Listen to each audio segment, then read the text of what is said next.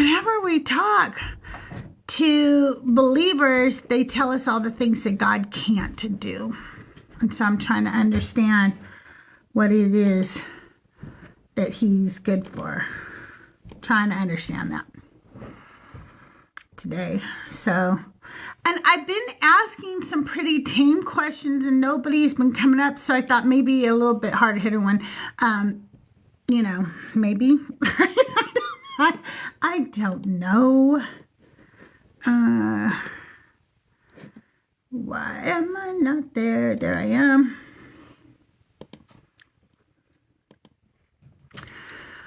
All right, you guys, as you come in, I think I'm going to start playing you guys some music here in a second. I do have an amazing anti-sermon today for you. Of course, OBS doesn't want to work. Let's try it again. Let's open it up again. If you're friendly and you want to come up and sit with me, the guest box is open. I always like to have somebody up here that I can hang out with and talk to. I'm going to have to restart my whole computer. All right, we'll get this restarting. This is what I hate because if I restart my computer, sometimes I forget I do it. And then I never start YouTube. So hopefully I will remember this time that I need to restart YouTube. All right, we'll get some music on while we're doing that. Good morning, Shalay. Good morning, Ty here. Good morning, everybody. Let's get a little music going for y'all.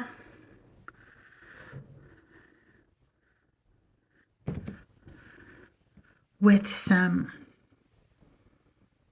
Water's Edge. I feel like I'm supposed to grab something while I play this, but I don't remember what I was going to grab.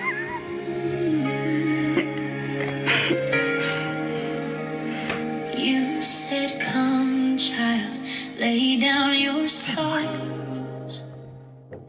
You said you would be there through all my tomorrows. So I can't believe it.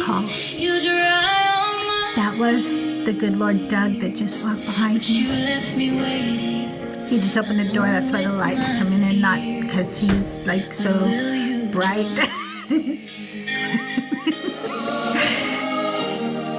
I came to the water. I knelt by your side. I gave you my everything. Really, Oh, I know what I needed to grab my foot.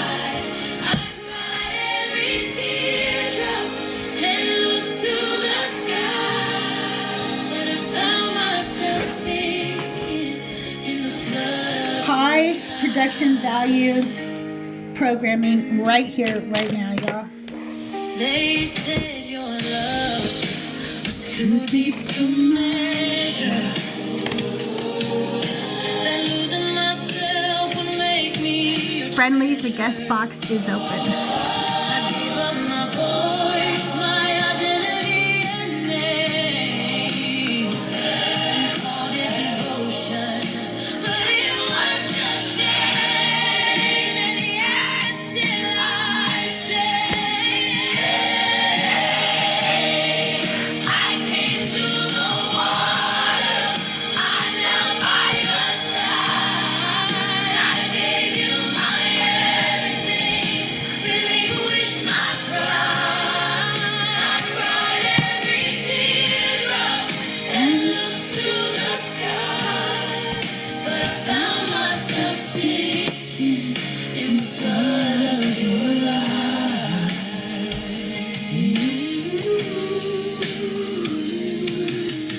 You were the father who never appeared. Your silence was louder than all that I feared.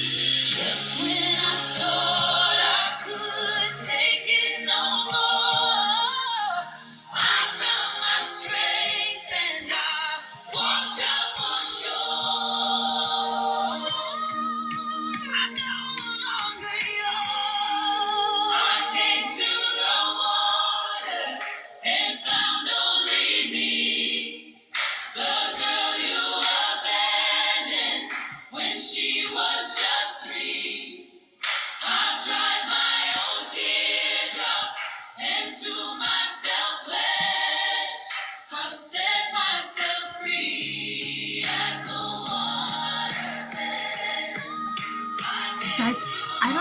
do makeup, and my eyebrows are very serious.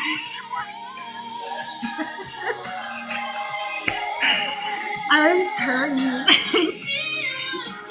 I was having a moment this morning. Tiger, Slay, and Sunny were helping me. So I kind of hurried. And they are a little serious this morning.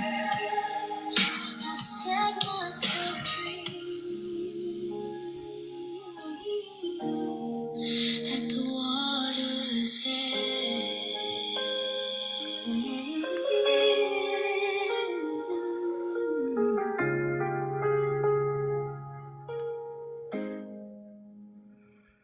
I need to share out the live too. You guys, let's get those shares up to 100 shares as quickly as possible. But that means please keep sharing until you notice that it is at the 100 shares, because until I get 5,000 likes and 100 shares, I just don't get pushed out. And we want to get me pushed out into the algorithm. I have an amazing, I hope I did it right today. I have an amazing anti-sermon today. Let me make sure that I have it to where I can access it on here. Let me open Chrome. I think it's in my docs.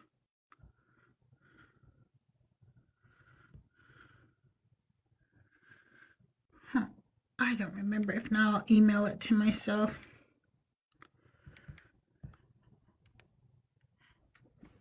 Good morning, Assistily. Good morning. Let me see who else here. Good morning, Mama Bash. Good morning, Devil's Public Defender. Oh my God, those are so cute, Assistily. Good morning, KJ. Thank you for the shares. Good morning, everybody. Let me see if I can find this doc real quick. I thought I was signed in.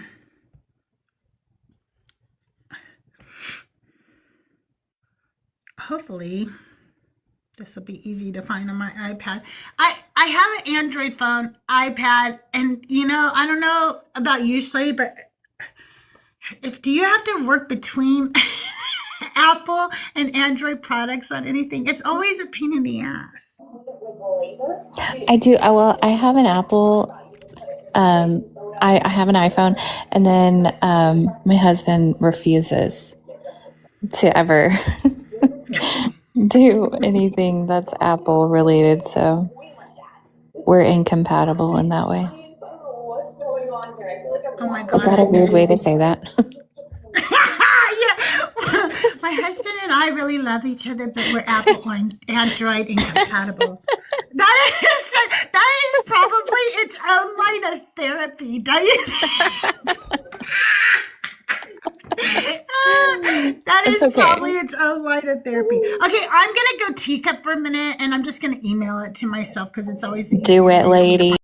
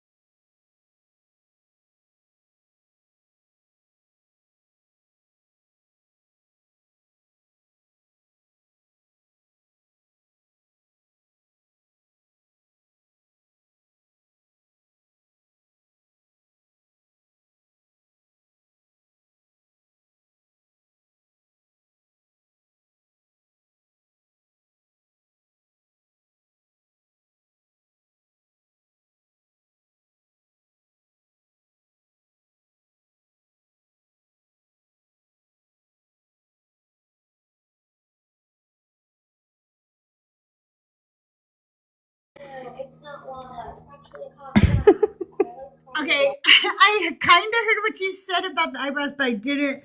But to be honest with you, I need a different color. If you notice, like my hair is like brown, but it's like an ash brown or something. I don't know. I never could find an eyebrow tint I like, and I have no eyebrows. I don't have eyebrows. So if I go without, if you see any of the videos where I don't have any makeup on, you will see, oh, she has literally no eyebrows.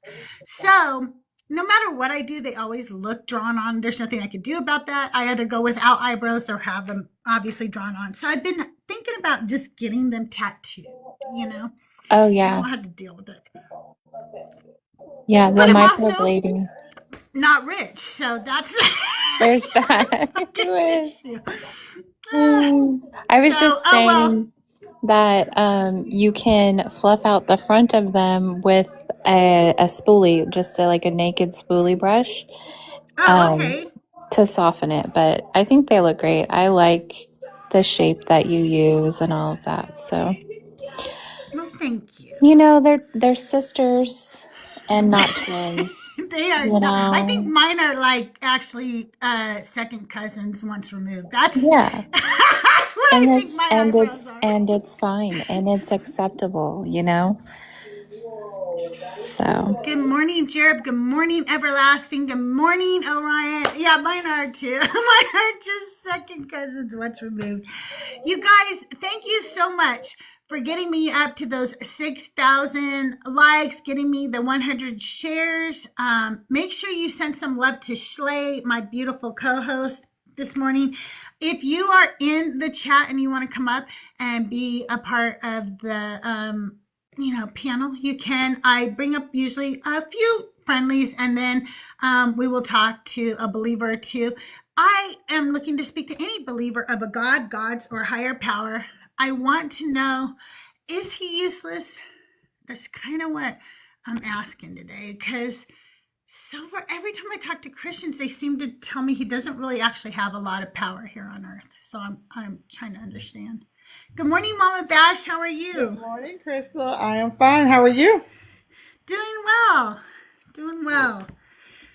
I wrote another anti-sermon last night about the next women listed in the Bible, and I could wait until more people get in here, but I'm kind of excited to share it. So I think I'm just going to go ahead and read it to you guys. Do Are it. you ready for this one? Yes. Okay, the next women, or when, remember, I'm going to write like an anti-sermon about every time a girls, women are mentioned in the Bible, whether they are named or not. Okay, because something like only 5% of all the characters in the Bible are women named. So it's like they didn't get stories, and so we're going to tell them, okay? So the next one is, I was kind of excited when I saw it. When I realized this was the next story that actually mentions a girl, a woman, or really women in the Bible, I thought, oh, this will be fun. Because to me, this story is just ridiculous. And honestly, I don't think I ever really knew this story when I was a Christian. When I was a Christian, I believed the flood happened because people on the earth were so evil, lying, cheating, stealing, pillaging, all of that. I did not know about the Nephilim. I did not know about the sons of God. I did not know that the story actually begins with powerful beings sleeping with human women. Here's how this story is introduced. Genesis 6:1-4. When people began to multiply on the face of the ground, and daughters were born to them, the sons of God saw that they were fair, and they took wives for themselves of all that they chose. Then the Lord said, "My spirit." I do not remember this story from when I was a Christian, and when I read it now as a non-believer, it immediately struck me as strange, like it didn't belong where it was placed, like somebody crammed it into the text without really knowing what to do with it. And it turns out biblical scholars largely agree with that instinct. Many Old Testament and Hebrew Bible scholars note that Genesis 6:1-4 reads like a fragment from an older myth that was never fully integrated into the flood narrative. It interrupts the flow of the text, introduces divine beings without explanation, centers their actions toward human women, and then abruptly shifts to blaming human wickedness for the flood. Scholars often describe this passage as a preserved mythological remnant, something inherited from earlier traditions that later editors kept, but never fully explained or resolved. Before Christianity ever tried to smooth this story out, Jewish interpreters wrestled with it honestly. In rabbinic tradition, the sons of God are often understood as angels or divine beings who overstep their boundaries. The women are human women, daughters of humanity, who are acted upon, not blamed. The problem in these interpretations isn't sex, it's violation. Powerful beings crossing lines, abusing power and bringing chaos into the world. In these traditions, the flood is connected to cosmic disorder, a breakdown between heaven and earth, not simply a bad human behavior. The issue is not that humans were too sinful, but the boundaries meant to protect the world were shattered. Later Christians' interpretations take a noticeably different turn. The sons of God become fallen angels, demons, or sometimes just human rulers, or the so-called righteous line of Seth. The women, meanwhile, become morally suspect, temptresses, symbols of corruption, or cautionary tales. The focus shifts away from the powerful beings abusing power and toward humanity's supposed inherent sinfulness. Responsibility moves downward. Power disappears from the story, and the flood becomes God's response to human depravity rather than to a violation of boundaries that God never stops.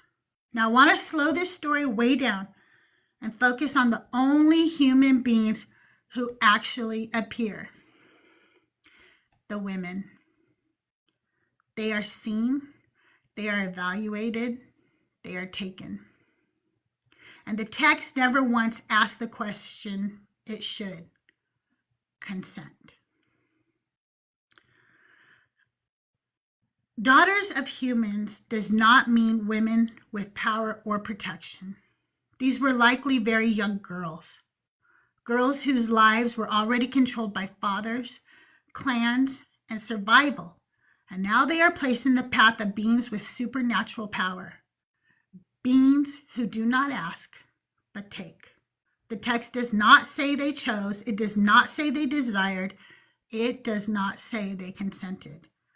And when God responds, there is no condemnation of the sons of God, no accountability. Instead, the narrative pivots to declaring that humanity is wicked and the world is destroyed. The violation of consent disappears, the women disappear, and the blame spreads everywhere except upward. And here's another reason this story doesn't fit. I've talked to Christian after Christian about it, and when you ask who the sons of God were, you get some of the wildest explanations imaginable. They were giants. And the longer the story gets told, the taller the giants get. Sometimes they're 16 feet tall. Sometimes they're described as towering over cities. Sometimes, and I'm not exaggerating, they're described as being as tall as mountains. And then we're told they slept with human women.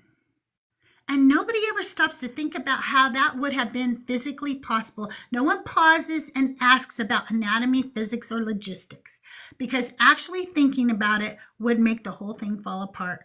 When a story can't survive basic questions, belief doesn't clarify it, it escalates it.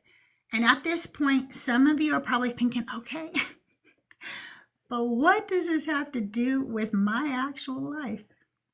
And that's fair. So let me make this relatable in the weirdest way I know how. Weird Al Yankovic.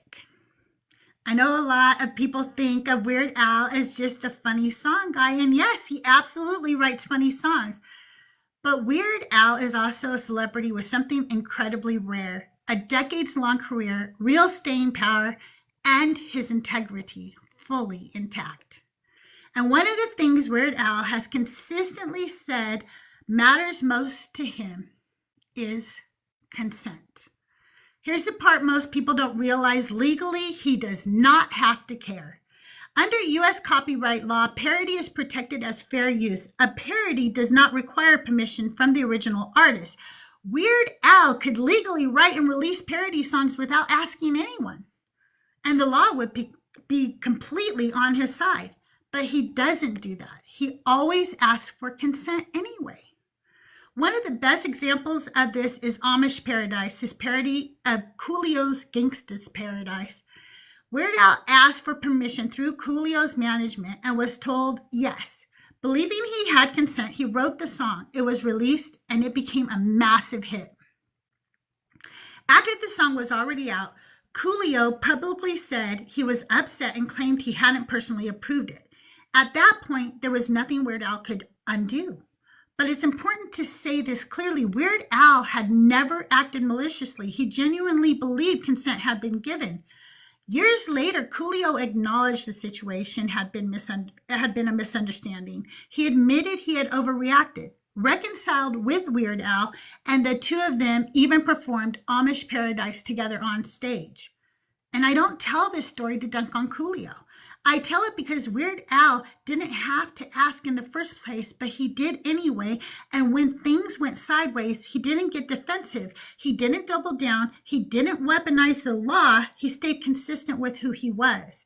That consistency shows up everywhere in his career. How meticulous he is with his music, how loyal he has been with the same bandmates since before he was famous, how there's never been a real scandal attached to his name. Consent has always mattered to him, not because the law required, not because it benefited him, but because it was the right thing to do. And here's the uncomfortable truth that ties all of this together. A parody musician demonstrates better ethics around consent than the God of this Bible, the men who wrote it, and the so-called sons of God in Genesis. Weird Al asked, "The sons of God take, God floods the world." One understands that power does not equal permission. The other treats power as entitlement. And that gap matters because the God of this text does not ask. He chooses without consent. He takes without permission, and then he calls it love. And once you see that pattern, you can't unsee it. And before I end this, I want to bring us back to where we started with the women. The women in Genesis 6. The women whose ages we don't know, the women whose voices never appear, the women who are seen, desired, taken, and then erased from the story. Whatever you believe about gods or angels or myth, these women mattered. Their bodies mattered, their consent mattered. But the story never asks, it never pauses, it never protects them. Instead, their violation becomes background noise. And the consequences fall everywhere except on the ones who held the power. That's why I wrote the song called Consent. Not just for myself, but for them. For the women whose silence was treated as agreement. For the women whose no was never recorded. For the women whose bodies became theology. Consent isn't silence. Consent isn't obedience. Consent isn't survival. Consent is explicit, especially when power is involved. If you don't get a yes, you never had consent. That line exists because those women never got to say it, because their story was told without them, because their boundaries were never the point. So when I wrote this song, it was not rebellion. It was remembrance. It was naming what was missing. It was saying out loud what the text refuses to say. Their violation was never love. Their bodies were never permission. Their silence was not consent. CONSENT. CONSENT.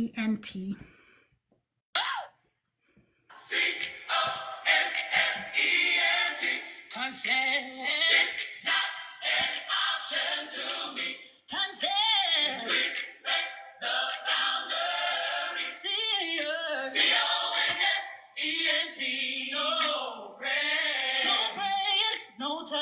speak to me without my fucking C-O-N-S-E-N-T. You love your neighbor, but you better ask first. You prey on trauma with that holy thirst. You'll catch these hands if you lay hands on me without my fucking C-O-N-S-E-N-T. Hey, if you don't get yes, you'll never have consent. Submit, bitch, don't get it then. My body ain't a toy, don't even play it without consent. Keep your filthy hands away. C-O-N-S-E-N-T. Not yet, Ariel. No praying, no touch, don't speak to me without my fucking C-O-N-S-E-N-T. My yes is my yes, my no is a no. Bitch, learn your scriptures, learn your scriptures. If you know, you know. You quote the Bible when it benefits you. But fuck your book and fuck you too.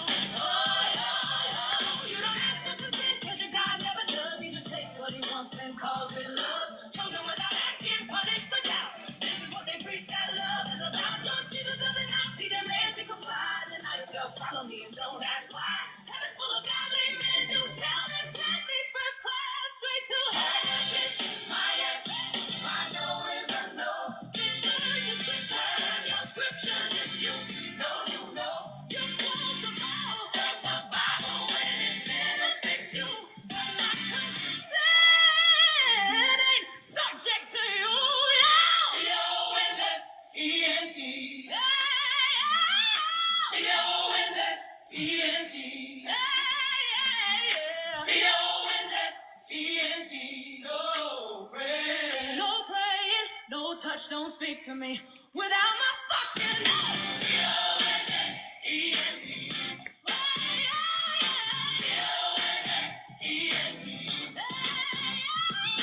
C-O-N-S-E-N-T.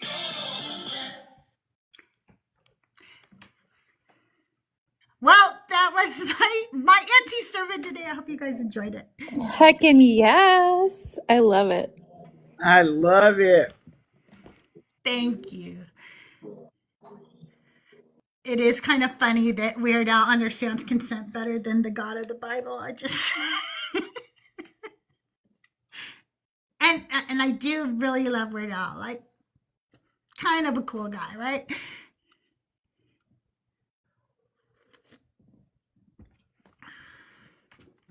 You guys, I do think I had somebody in the request box. Let me see if he's still there. Oh, we do have somebody in the request box. We'll bring him up.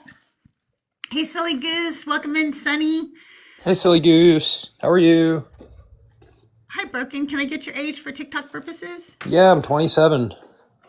Okay. And do you have a god or gods that you worship or a belief in a higher power? I'm agnostic, but the question is God useless? And that's what I want to discuss. I'm personally agnostic, though, but I do have an argument for you. Okay, what's the argument? It's not argument. I'm just asking, so there's really nothing to argue. No. So, a society needs like a unifying mythic narrative to give it ontological coherence and make people work together towards common goals. And the God myth was a very effective myth for 2,000 years. It's why the West was able to scale as rapidly as it did in only such a short time after the fall of the Roman Empire. And it, basically gave people a sense of meaning, and it gave people a way of dignifying their suffering. And as Nietzsche says, he who has a why can suffer through any how. I don't think I need a god to have a why, though. Yeah, you might not, but there's a lot of people that can't figure out their own meaning in life. The vast majority of people can't just create their own personal philosophy to orient their life around. That's a pretty heavy task for most people. I think that most people have been indoctrinated, and we assume they can't because of repeated behaviors throughout civilization. Of course, I think there was a time where a god filled gaps. Like, that is why there is a god of the gaps. fallacy. No, He no, did no, no. fill Yeah. gaps, but Sorry. as we grow as a society, I don't think that we need him as much. I think just like we evolved out of using certain tools, he was just a tool, and we can evolve out of this as well. Right. So the problem is pure rationalist atheism doesn't give a human being a reason to endure suffering. Suffering is an inalienable feature of the human condition. Humans suffer. It's just part of being alive on planet Earth. Pure rational atheism. What is that? Do you think I'm a pure rational atheist? I'm not gonna make the claim of what you believe. No, I don't know what you personally ascribe to, so I can't speak So for you. I don't think that you can negate, entire groups of people by saying this is this or whatever. Well, There's you can definitely, whatever kind of atheist you are, there is, I don't think that without having rational senses, we can justify suffering. In a worldview where you believe in things like cause and effect, suffering makes sense. It actually it is explained in the fact that there is no design, that there is nobody up there playing chess. That's why there is actual suffering. so my point is let's say somebody suffers from a chronic illness. It'll never go away. It'll never be cured. And it won't necessarily shorten their lifespan either. So they'll have to live several decades suffering every day from a chronic illness. Their life is nothing but physical agony. They don't enjoy life, and it'll never get better because the illness won't go away. In your worldview, why shouldn't they just self-end? Why shouldn't they just log off? Well, in my worldview, as somebody who does suffer those very things you just said, is because I make my own purpose. So thank you for pointing out who I am and what I suffer every single day of my life. It doesn't mean my life doesn't have purpose. It doesn't mean I can't find purpose. I find purpose every day in the people that I engage with. I find purpose. People bring me purpose. Life gives me purpose every day. I never know what that purpose is going to be from day to day. It changes, it evolves just like I do. But I do suffer from chronic pain, and I will for the rest of my life. But that doesn't mean my Me life too, isn't by the worth way. living. I have Crohn's disease and lupus. So me too. That's kind of why I bring that up. And I, as a rule, I try to not bring up like my personal life or the host's personal life in a conversation because it can sometimes, and I'm not trying to like police you or tone police you, but I find that I'm trying to do the opposite. Like I don't want to like indirectly insult you by bringing up your personal life or say some, like when I made that comment about chronic illness, I wasn't trying to speak about you or insult you anyway like that. So I No, apologize. I know you weren't, and I want you to know that like I have thought about that because I do live with it. So Right, that right. is a real thought. And to be honest with you, when I first realized that I didn't believe in a God anymore, it was hard for me. I sunk into depression because I thought, oh, I had this intrinsic meaning before, and now I don't have intrinsic meaning. Poor little narcissist Crystal, right? Because what kind of a narcissist feels that they have to have intrinsic meaning? Who does the fucking caterpillar have intrinsic meaning? If it does, then then where Yeah, I does it think get all it life from? does. Personally, I think in my belief system that conscious beings are the means in which the universe is aware of itself. We are the universe experiencing itself. I mean, we're made out of carbon, which is what comes from a dead star. So we are literally material from dead stars. We are the universe experiencing the universe. So the way I look at it is everyone exists in the way they do, whether you're born incredibly privileged, healthy, and wealthy, or whether you're born in poverty, oppression, and sickness. I believe that the universe wants to know what different modes of being are, I guess you could say. So the reason why, for example, I have lupus and Crohn's disease is because the universe wants to know what it's like to be some 27-year-old dude from Long Island with lupus and Crohn's disease. And that's it. And that me living my life is sort of doing my part because I'm sort of playing my role in this grand unfolding called reality. I don't necessarily believe in a like a creator God or anything like that, though. I don't even believe in an afterlife. So it sounds like you agree God is useless. No, I think the God myth is very useful for making a society function coherently. I think it's a But I myth, but I think think it's a that functional myth. I think it has I think that utility. you're looking at the question differently, because I do realize that there are probably some people on this earth that I never want them to deconstruct, because without their God, they are probably going to be like just the most fucked up people, right? Like, so, yeah, it's something like that is helping them hang on to live another day, helping them to not be a shitty person or something. That I understand. That's not what my question though really is about today. My question is because I hear over and over again all these amazing things that God can do, but when people come up and I ask them about those things, they say God's not a genie, he can't do that. So I'm trying to understand, can God do shit or can't he do shit? That's really my question today. Yeah, I think if there was a God, like I said, I'm agnostic. I'm not like a total disbeliever or believer. But I think if there was a God, it would be impersonal. I don't think he'd be very concerned with humans or planet Earth or what we do. I think if there was a God, it would see us the way you see like mold on bread. Like mold on bread is a life form, but like to you, it's like so microscopic, it doesn't even matter, you know? So I think like if there was a God, we would be so tiny and small and irrelevant to it that it would just be like ants on an anthill or like mold on bread. Yeah, I totally understand. Well, I want to thank you for coming up today. Yeah, I guess we're Broken not too Rule. much opponents then. Yeah, Yeah, just we're really not. Like we yeah. pretty have a lot of the same ideas, but it's been a pleasure. You've been Yeah, really you're a nice. really You're nice welcome back lady. anytime. Yeah, you're very kind. Thank you. Have a nice day. You. You too. Have a good day. W's in the chat for Broken, and just for Colleen, I want to give a shout out to Colleen Cunningham. Colleen, fuck off. I cuss. I'm a grown ass woman. If you don't like it, scroll on by. And she's a nice lady, so there. I am Colleen. a nice lady. I'm just a cussing nice lady. That's all. Anyway, back to my friends up here. How are you guys today? What's new? What's going on? How are we doing today? doing Shay and I well. have talked a little this morning, so I know her and I have bad mornings, but how are you, Mama Bash? I'm doing well. I'm having a good day. I'm excited to be here with you. I love the anti-sermon, by the way. That's kind of what I want to do on this new show I'm doing. I'm so looking forward to that in the new year when I start. Oh man, I'm so stoked that I've already got Thinker agreeing to come, and I've got you. I'm hoping to get Sandra and some others. Yes, absolutely. Maybe Joel. He can come and talk about his songs too. Oh, I love Joel's songs. Yes. Yes. I thought about it last time. I was like, oh, I should singing them. I know. Me too.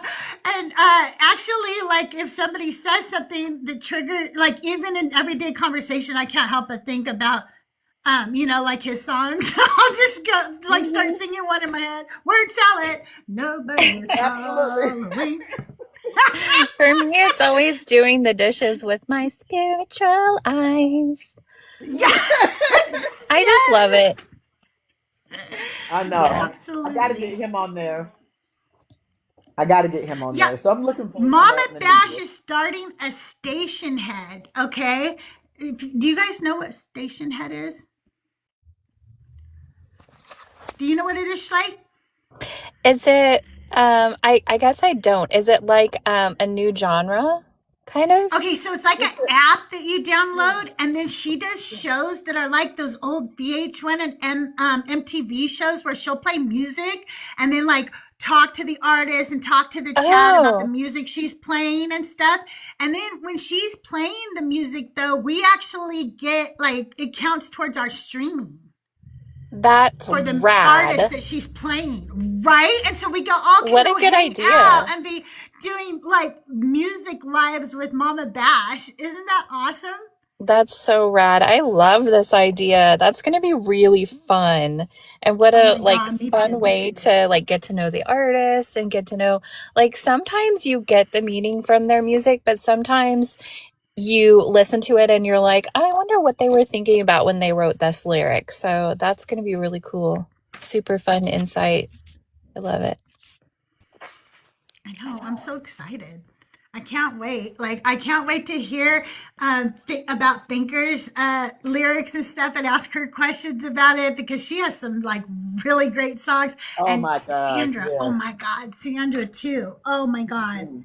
so It's good. going to be so interactive. I'm going to let the chat ask questions, and it's going to be so good. I It love really is this. going to be That's so good. fun. I love the real time like chat interaction, and yeah, that's gonna be super cool. And I'm always interested in why people do things. So, like when my son writes songs, I always ask him, like, what were you doing when you had that idea? Like, where did that come from? What were you thinking? And Hmm. so I love getting like into the mind of creatives like that. Yeah, it is really interesting. And I like talking about my lyrics for a reason. Like I wrote everything I wrote for a reason, you know. Absolutely. Um and to me some of those meanings are a little bit hidden, and I like to be able to tell people they're almost like a little Easter egg in the song, you know. Mm-hmm.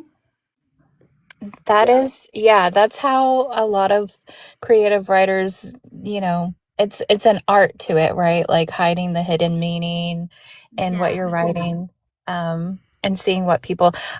When I write, I do poetry and like short stories and stuff like that, just mostly for myself.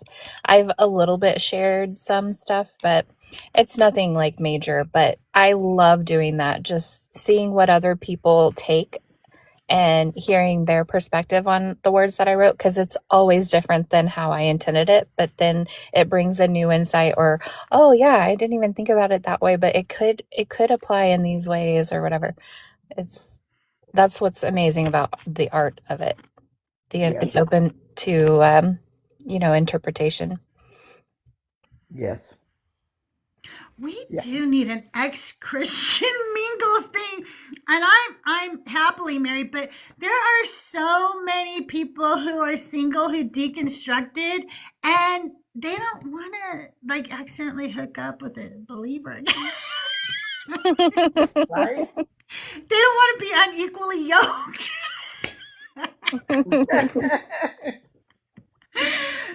I hate I feel that for you guys. term. Oh my I gosh. know.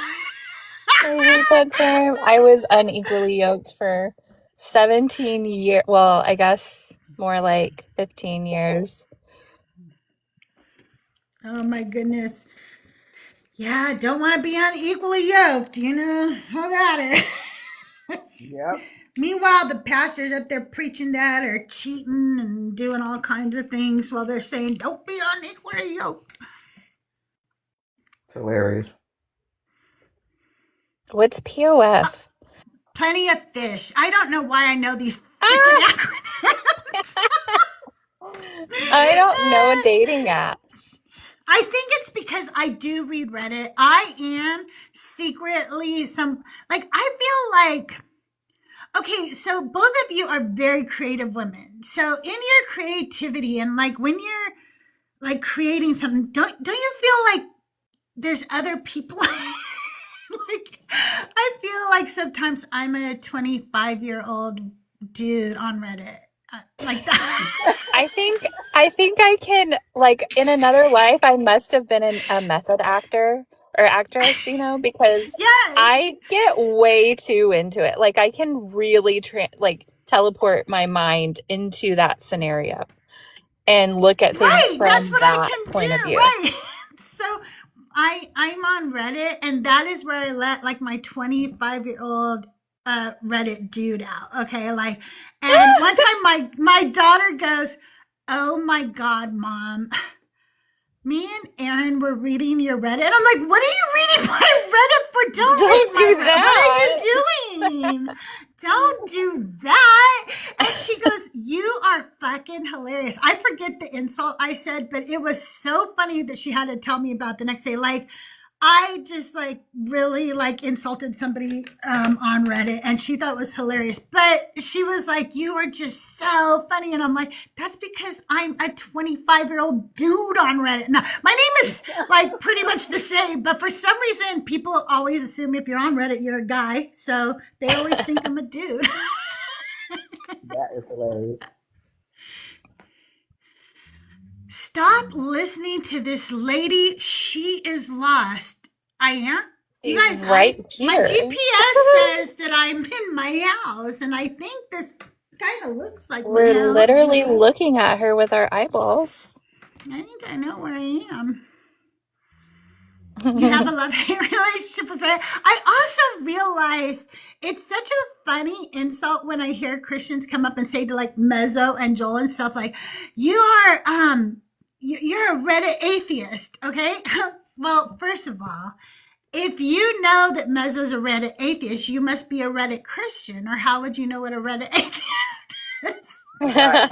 Right? True.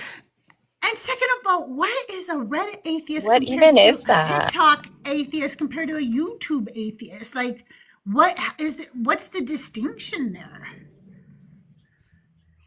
Yeah. I don't know, Douglas Like Theo. they're I do not hurling it know. like it's an insult. Yeah, it's Yeah. weird.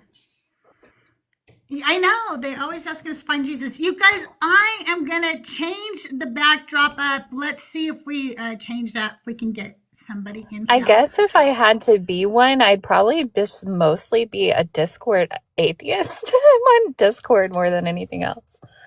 It's fun.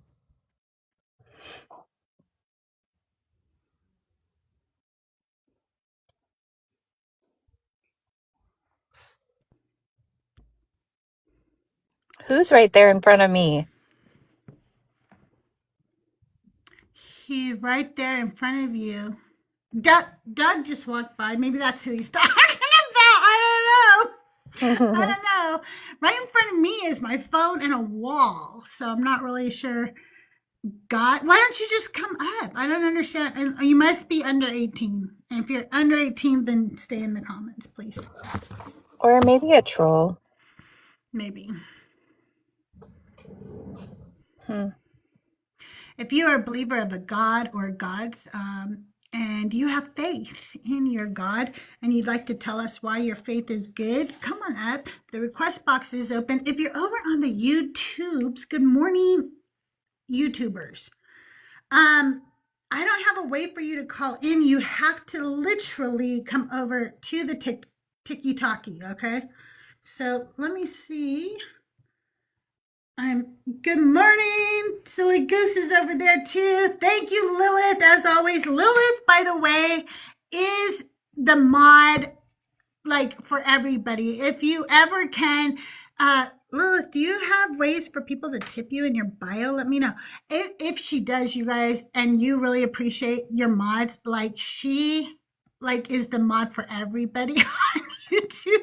Lilith So, is send, everything, knows she is. everything, Yep. super like omnipresent. She is. She's omnipresent. She is more omnipresent than the God of the Bible. That is for sure. She is. She's more reliable too. Your demon won't you're let not me. going to listen. Your demon won't let me. Oh, John, that sounds so weak. A week of your God, week of you. Apparently, you don't have the Holy Spirit then, because if you did, there is no demon that could stop God from speaking through you. Yeah, that sounds like a pretty weak God that would inflict demons upon the world. Gross. I'd have been up here. I wouldn't have been scared because I knew I had the God of everything on my side. Apparently, you don't think so highly of your God. Yeah, I thought you speak his name and demons flee. Is that not the case? Right? I thought so too. If we have demons, why aren't we fleeing? It's really funny too that they will say stuff like that, and then when they come up, it's their microphones that don't work. It's their Wi-Fi that's bad, and all of us, have no problem communicating. We have no problem with our Wi-Fi or anything. Okay, listen. Suck you bussy, okay, is Lilith over on my YouTube channel. And she is Lilith in the Discord. And if you ever want to just show somebody some love, she is amazing and does so much work for this community as a mod, helping us on the Deconstruction Junction Discord in all the YouTube channels. So if you ever get a chance and you've got a few bucks, send her a little tip because she's amazing. They always got batteries that need replacing for their fire alarms too, right? How come atheist batteries last longer on their fire alarms, or we change them? Like, maybe it's because they have faith that a fire won't happen. Do you think that's why? I don't know. It's really alarming how many people don't change it's your safety, friends. Let's be safe. Okay, that's there for a reason. You ask any firefighter, and I think it's it that they just don't know how to change, or that they don't even realize that it's just because of a battery. Because like all you have to do is put a new one in. It's really easy. I like Anyway, how you said how it was alarming. I will come off. I will come off it. No, it is true though. You go, it's very alarming. It is. We It hear is. the alarm. It's literally alarming. Yeah. It's been slow in the mornings lately, but I am up against trust but verify a lot of times. So I am probably after the new year going to start going live a little bit earlier.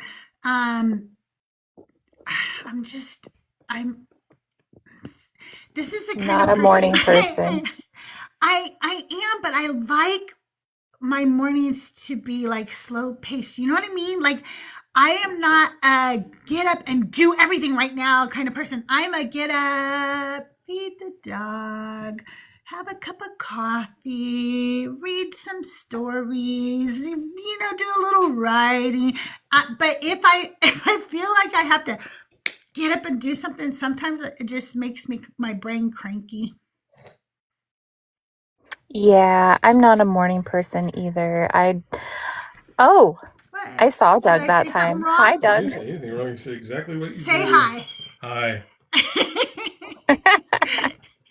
Hi. Is it possible to be comfortable with all that? I know.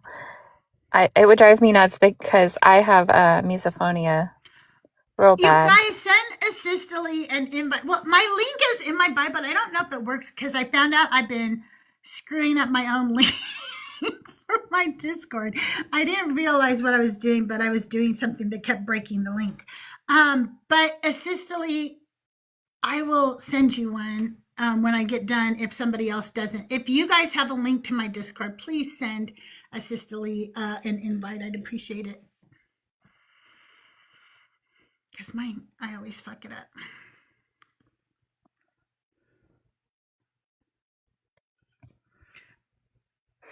It is pretty much over on YouTube. They said it's pretty much a meme trope at this point that theists just live with a beep every 30 seconds. It's true. Like, that just would drive me crazy. Thank you, Aaron. Thank you for posting it. I appreciate it. You guys, anybody can join my Discord. It's free to join, and we're going through a revamping of my Discord right now. As you notice, there's a new name, a new logo, a new background. We're revamping the Discord.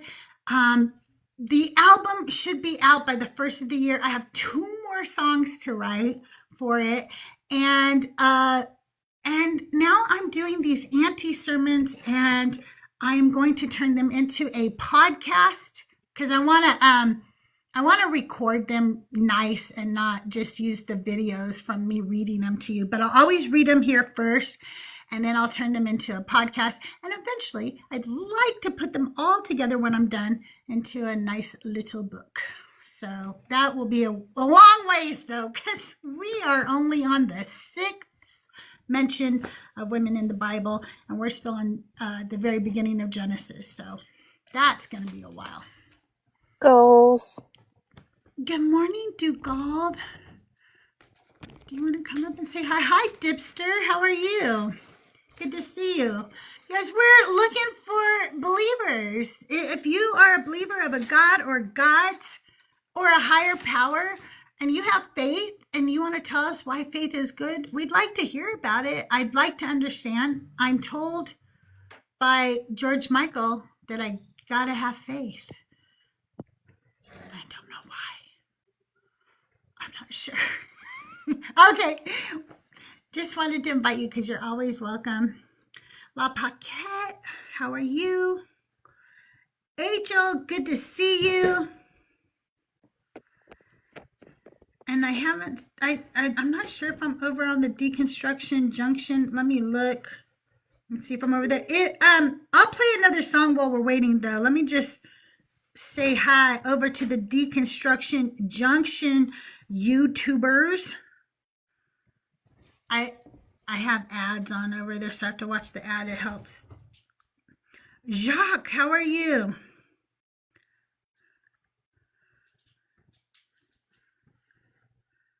Hi, Jacques YouTube. is 73. Hi, YouTube. Nice to have you over here.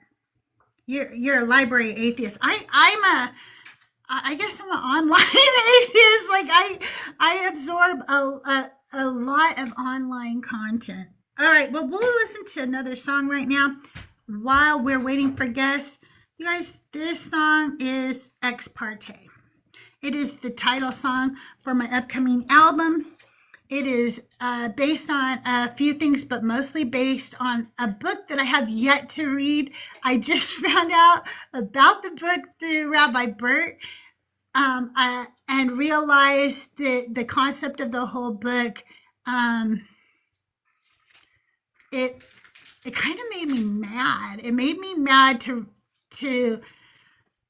sometimes I get mad that I am just now, as I'm, even though I don't believe in God anymore, I'm just now realizing things that the Bible said. Do you ever like kind of get mad at yourself about that, Mama Bash or Schley? Do you ever go like, why didn't I see that before? Yes, so many times. I actually was thinking about this earlier this morning, and I have thoughts. But let's listen to your song, then I can tell you if you want to. Okay. Okay. Yeah, absolutely. Yeah, because I got really mad when I realized that that I knew this all along, but for some reason I never took it to heart the way I do now. That we were invited to the covenant on Mount Sinai because we were women, and they were told not to even touch us. And I don't care about the apologetics for that. I don't really care about anything. If a God of this universe couldn't see to have men and women at the covenant, then I am not responsible for anything within this book. I am not. Mama Bash is actually another person who made me think about this because she was talking one day about how I am not a part of, the Abrahamic beliefs. So I am not a Hebrew, so I don't have to follow those laws. And I was like, yeah, what? None of that is for me. But certainly, not only was I not a Hebrew, I'm not a man. And it was men who were invited to Mount Sinai, not me. And also, it was men who came up with this whole story. So I think that they are the ones to blame.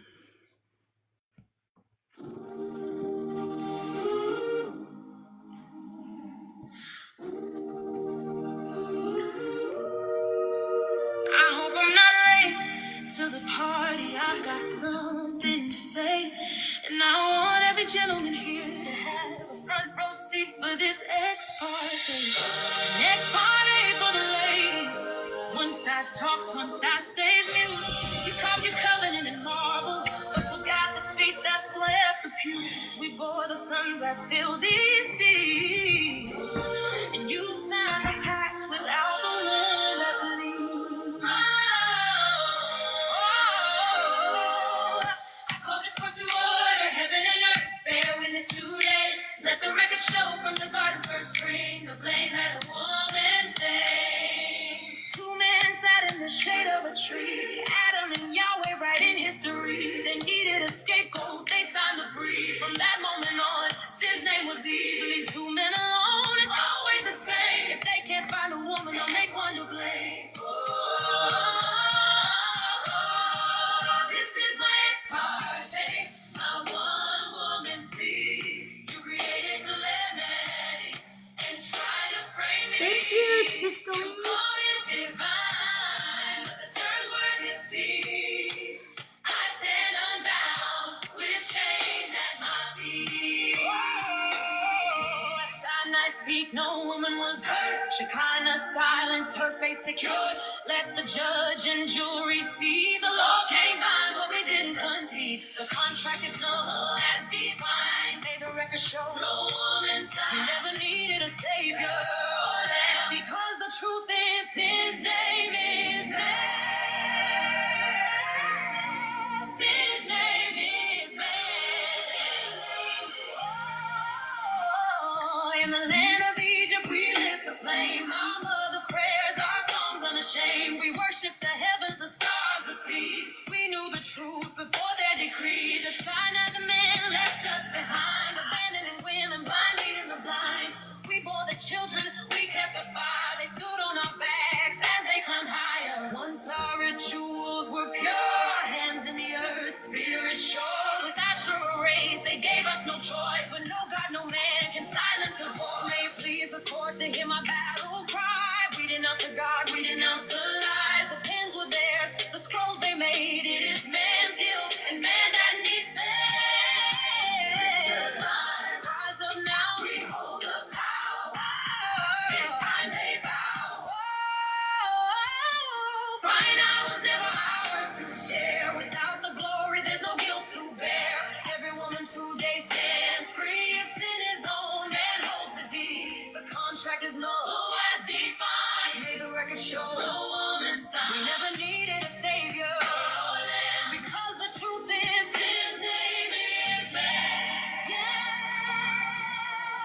sin's name is man.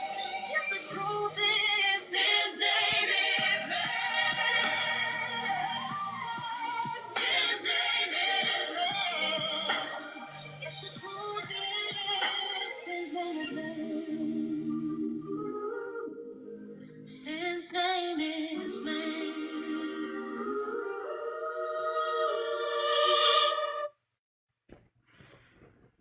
Slay, what were you going to tell us about? Oh, that's such a pretty song, Crystal. I love it. Thank you. I was just thinking about how I hear a lot of us say quite often that, oh, I can't believe I believe this stuff, or yeah, I used to believe this stuff, with like a negative connotation, or like we kind of are down on ourselves. I've done it. I've heard other people do it, of being just kind of, maybe, I don't know, like a little ashamed or feeling silly or feeling foolish that we used to believe this stuff.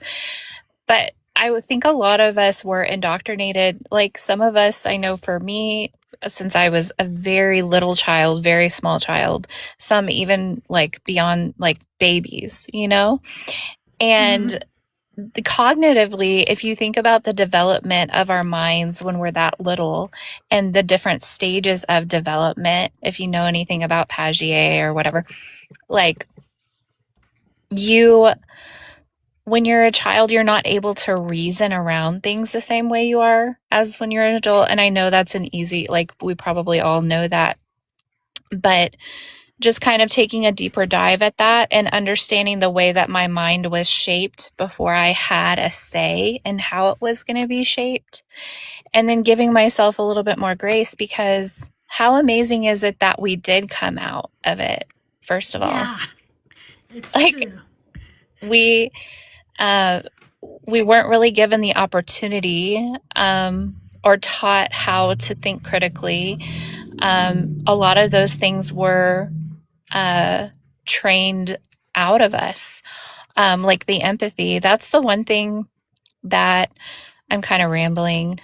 Let me organize my thoughts. I'm really listening. I really enjoy when you guys talk, because I feel that deconstruction is a process, and to me, if done right, it's a lifelong process because we were indoctrinated. Okay, I spent the majority of my life believing false things that I was indoctrinated into believing, right? So why would I expect that in 1 or 2 years that would all be repaired or fixed, right? So as Exactly. I have these conversations with people, whether they are believers or people who are or have deconstructed, I still learn and it helps me. So you're not rambling to me, you are helping me heal.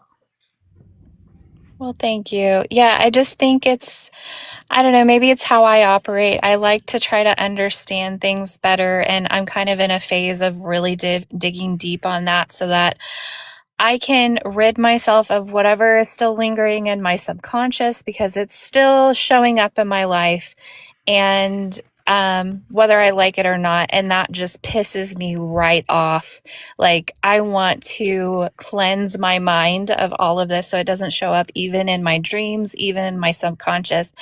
And I hope to one day get there, but I'm also realizing that maybe I won't ever get there because I was indoctrinated so heavily from the start, and that isn't my fault. So just, I've heard that so many times of maybe there's just a little bit of shame or like lingering guilt Is.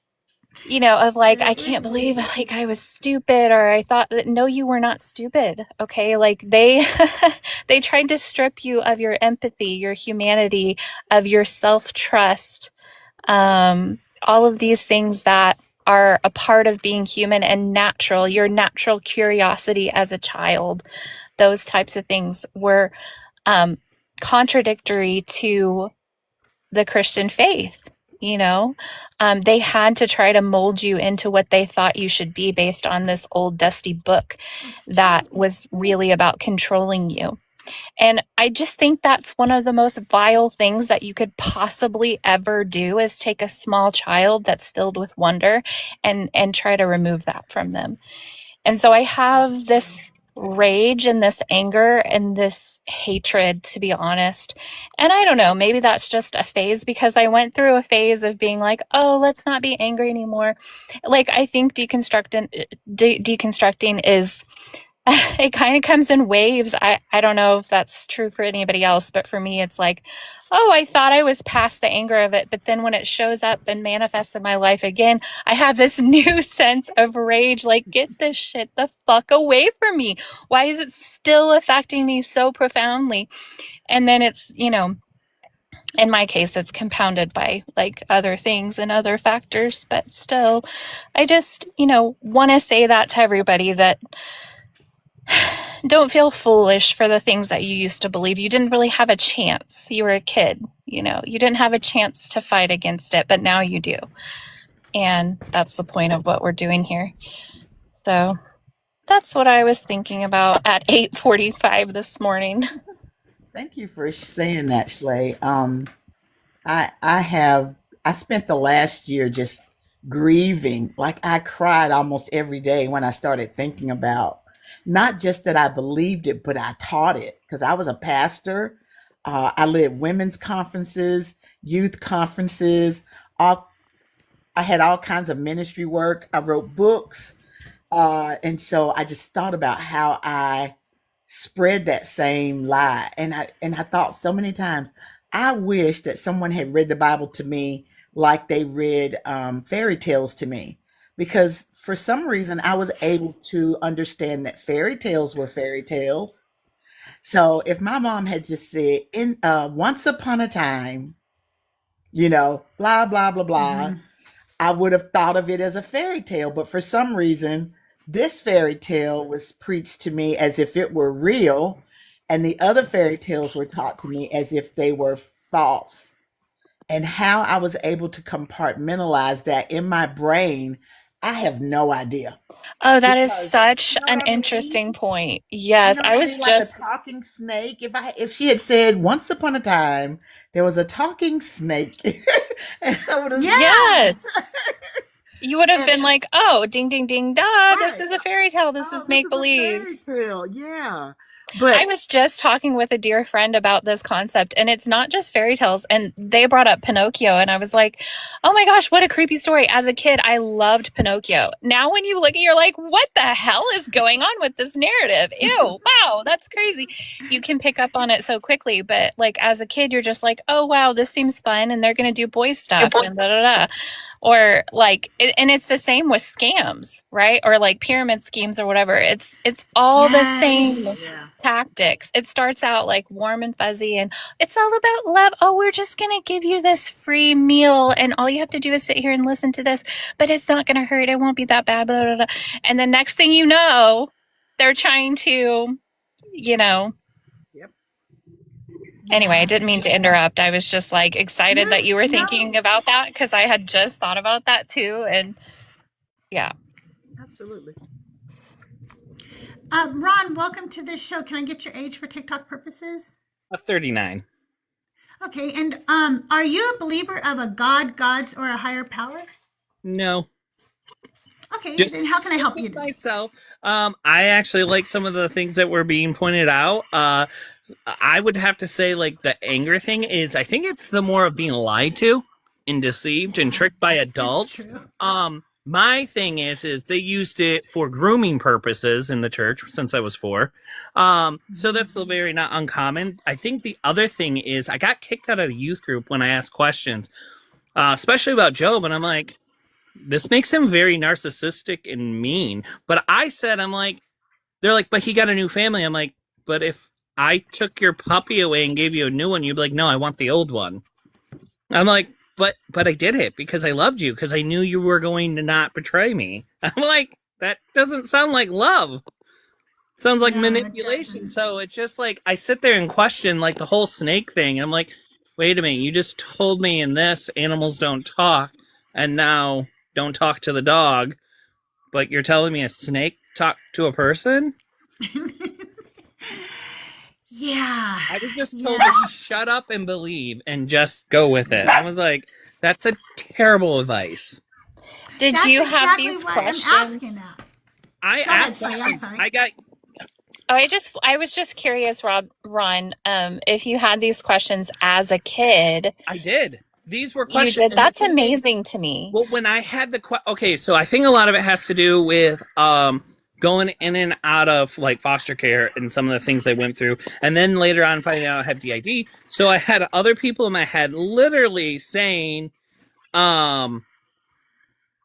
just questioning these things. Like, wait a minute, this makes no sense, because if we're here, then how is this here? Like, this makes no sense. Like, I remember having my therapist, he believed in God, and I said, well, if prayer works, why do we have counselors? And I said, if he could just fix everything, that's just like when I have other people that tell me they go through AA, which I think AA is a cult. They're like, but God saved me. I'm like, and they're like, I'm cured. I'm like, well, a cure means that you went back to before you had the addiction.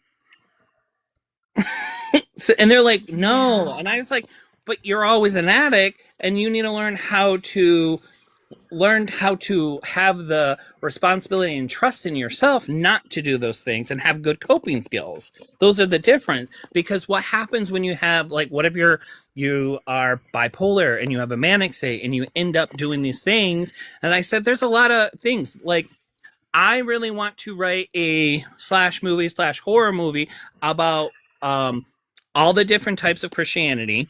Like, but the kids also had certain things where their parents had mental health issues, but it's going to be like 6 different people. They don't know each other, but like one of the kids has schizophrenia, but because they told them about the Bible, they're seeing these things in real life. They think it's real. Yeah. And I said, that would be a really good twist. And they're like, you can't make it a horror movie. I'm like, I don't know. For me as a kid, I thought it was a horror. I thought at some point God's going to smite me or get me, because I'm like, well, what if I don't choose him? I'm like, he's going to send me to hell because I don't love him? That doesn't seem very loving. That's like you dating someone or with someone. They're like, you can pick anyone to be friends with. I don't care. But the moment you stop loving me, I'm putting you in the basement and I'm going to torture you for the rest of your life. Because Yeah, it's coercion. That's not love. Well, there's a lot of manipulation. It's about control and obedience. That's what they want. I literally was told you're making the other kids think, and we don't want thinkers here. We need obedience. Wow. Well, to obey That's is so better than gross. sacrifice. So that just sounds like God. He likes obedience. That's his thing. Well, you know what, Ron? Thank you so much for coming up here. I really appreciate it. You really brought a lot for us to think about to the show. I do want to talk to believers of the God, God of the Bible, God that you have faith in. Yad Dahil, you sound like you have faith. I don't know why you're not requesting up, but you should come up. We just want to talk about why faith is good. How does it help you? What does it do for you? Because we don't get it. And most of the time what we hear is you just gotta have it. You just gotta have Hey, Crystal, I have to step away for a minute, so I'm just going to go on mute, but I'll be right back. Okay. All right. Thanks for being here. We can listen to another song while we wait. I I know we're listening to a lot of music lately, but I like to fill the dead space with something. So we will listen to Water's Edge right now. Water's Edge is a song I wrote in response to one of my favorite songs as a Christian when I was a little girl called For Those Tears I Died. But it's also known because as Come to the Water. So some people know it as Come to the Water because it says Come to the Water.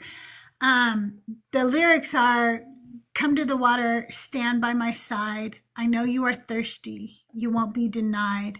I felt every teardrop when in darkness you cried, and I strove to remind you that for those tears I died. And I felt that Jesus, could feel me when I was in pain, when I was hurting. I was abandoned when I was 3. I lost almost all my family, and because I grew up somewhere else. I grew up on the other side of the United States than my siblings. My only sibling who lived with me was hit by a drunk driver when I was 12. So this song really meant something to me. And after I deconstructed, I realized, fuck, I don't want to listen to that song anymore, but I really like that song. And so I decided to write a response to that song. And this is my response. The Easter egg about it is if you play this song, For Those Tears I Died, you can sing my lyrics to it because it's actually put in the same cadence. But we chose a different melody, obviously, for my song. So here is Water's Edge.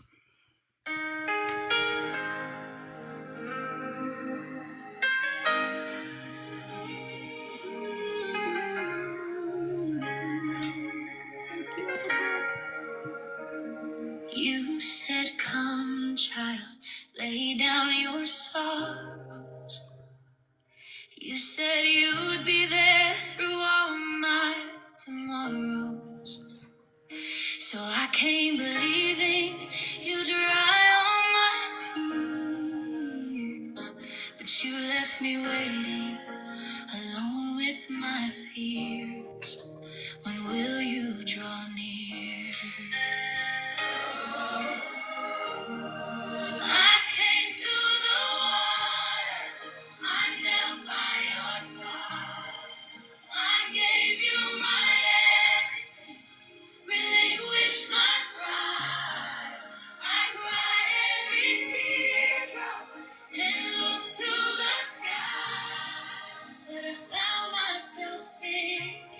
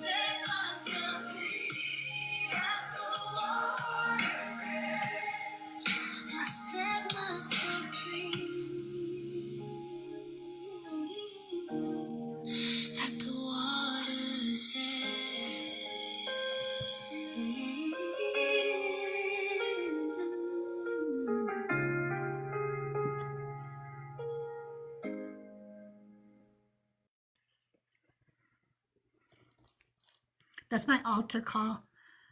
So if any of you people are about to deconstruct and you want to just come up and say the non-sinners prayer with Mama Bash and Schley and I, we will help you. And we can denounce your God or gods right now.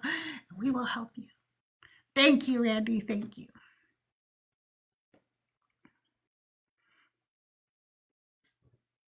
It is in my, like, if you go to my bio, it's pinned, I believe, still, if you want to listen to it. Oh, wow. That is so cool. Thank you so much. Devil's Public Defender. I almost said Devil Wears Prada. I think that I needed a second cup of coffee today. I should have listened to my intuitions on that.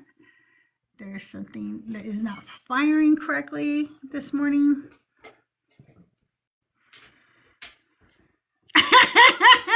Okay. Well, thank you. I will be releasing the album Ex Parte, my Deconstruction album, on Spotify in the new year. I've got 2 more songs to write, and once I write those, then I'll be releasing it. I think there's 7 songs with a bonus track or something like that. Something like that. You know, I don't know. I've never done this before, you guys. I just found the Suno app and I was like, oh, I can finally like make some music with my lyrics.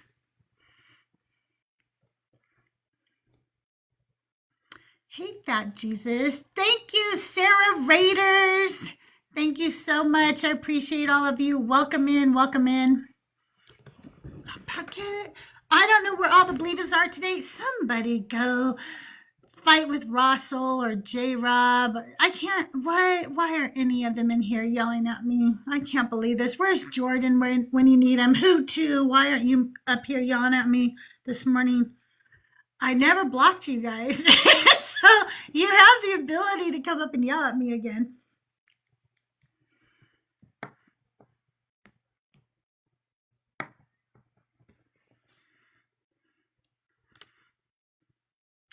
Maybe Hazen. I don't know. I know I just said all the worst because they're usually around somewhere. I'm just like, it's kind of weird. Where are they? I was thinking there was somebody else. I can't think of his name right now. I can only picture his profile picture. He's always like fighting with Zena May and his name and Thinker and stuff, and he would always McCoy. Where's McCoy at when you need McCoy?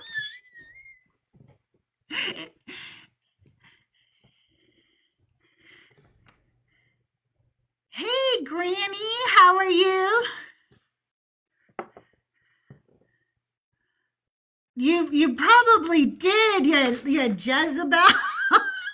All of these Jezebel spirits scare them. They're like, a woman who speaks her mind, I can't talk to them. That might not go over well. All right, well, I'm going to play one more song for you. I am just self-promoting today, I guess. And, you know, and then we'll just talk. You know what we'll do? I'm going to play this song for you. And if any non-believers want to come at and just talk and just, you know, shoot the shit, we could do that. We could talk deconstruction. We could talk, you know, Bible questions, or we could just talk about whatever you want, okay? But we're going to go ahead and listen to No Kings, No Gods. I wrote this song when you guys were out there protesting on No King's Day. I wasn't able to protest that day, and so I stayed home and wrote a protest song. I had been thinking a lot that week about how another realization, it's often realizations within the text that helps me write songs. It is often from anger that I was lied to, anger that more people don't see this. And so I started realizing that the Amalekites were the descendants of Amalek, who was the descendant of Esau, who was a man that God hated for no reason. And it started making me think, like, that's really what this was all about. This God is so vengeful. It had nothing to do really with the fact that the Amalekites didn't let them walk through the land. It was just he never liked the Amalekites, and he was never going to, because Esau hated. And that fucking generational bullshit that religions teach, specifically Christianity, is the same bullshit that is allowing a genocide to be perpetrated on the people in Palestine. And it is kings and gods that continue to perpetrate fucking genocide across the continent, really. I mean, across the world, really, like in the Congo and all over the world. It is fucking kings and gods, and I'm sick of both of them. And so I wrote no kings, no gods.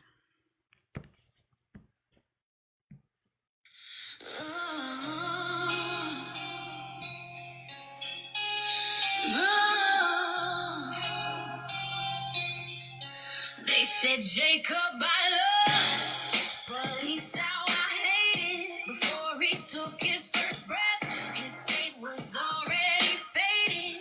Born red, born wild, born free in the dust. But the prophets wrote him off, told us God couldn't trust. Oh yeah, from Esau came Amalek, a name they cursed. They painted whole people with the blood of the first, generation after generation. That rage rolled on, turned stories into weapons and called the slaughter divine law. But let me tell you something they don't want you to see. That line they drew from me, so run straight to you and me. They use that curse like a brand, like a flag in the sand, to call every rebel, every outcast, every child of the land. Amalek. No kings, no gods. We won't kneel, we won't lie. No kings, no gods. Every child deserves the dawn. So they say, wipe them out. Remember, Amalek's sin. But they don't see the mirror that they're staring in. They call them cursed Palestinians, despised. But they fighting for bread while the prophets tell lies. See, such children never sin being born. The bloodline ain't the crime. The crime is the scorn. They were never Amalek. They were human, they were whole. And it's time to break the spell they cast on their souls. Esau was hated for nothing he did. Amalek was punished for something he was. In Palestine bears the same damn cross for the sins of the story, not the truth they love. So say it with me now. No kings, no gods. No kings, no kings, no gods.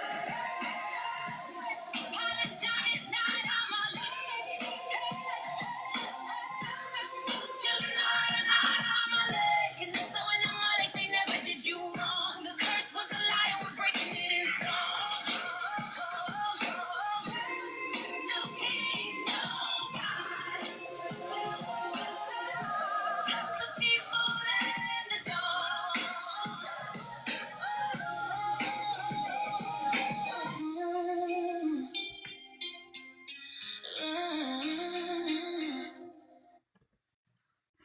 You guys, the guest box is open. If anybody at all wants to come up, talk, share, if any of my music has spoke to you, want to talk about it, anything at all, and you want to come up, the guest box is open. Feel free. We're just going to take anybody right now and have a nice conversation. Hey, Randy, how are you? I'm good. Hi, Crystal. Hi, Mama Bash. Hi, Shley. How you guys doing? Hi, Randy. Can you guys hear me? Yeah. Okay, my mic was being funny, so I just was making sure. Have you guys heard Apostate Ape? He's relatively new. Have you guys heard him in the morning? He's an atheist. I have. No, I I've been haven't. on this show. I've been on there. He's Is it Monkey Boy? Is his name Monkey Boy? No, he's called Apostate Ape.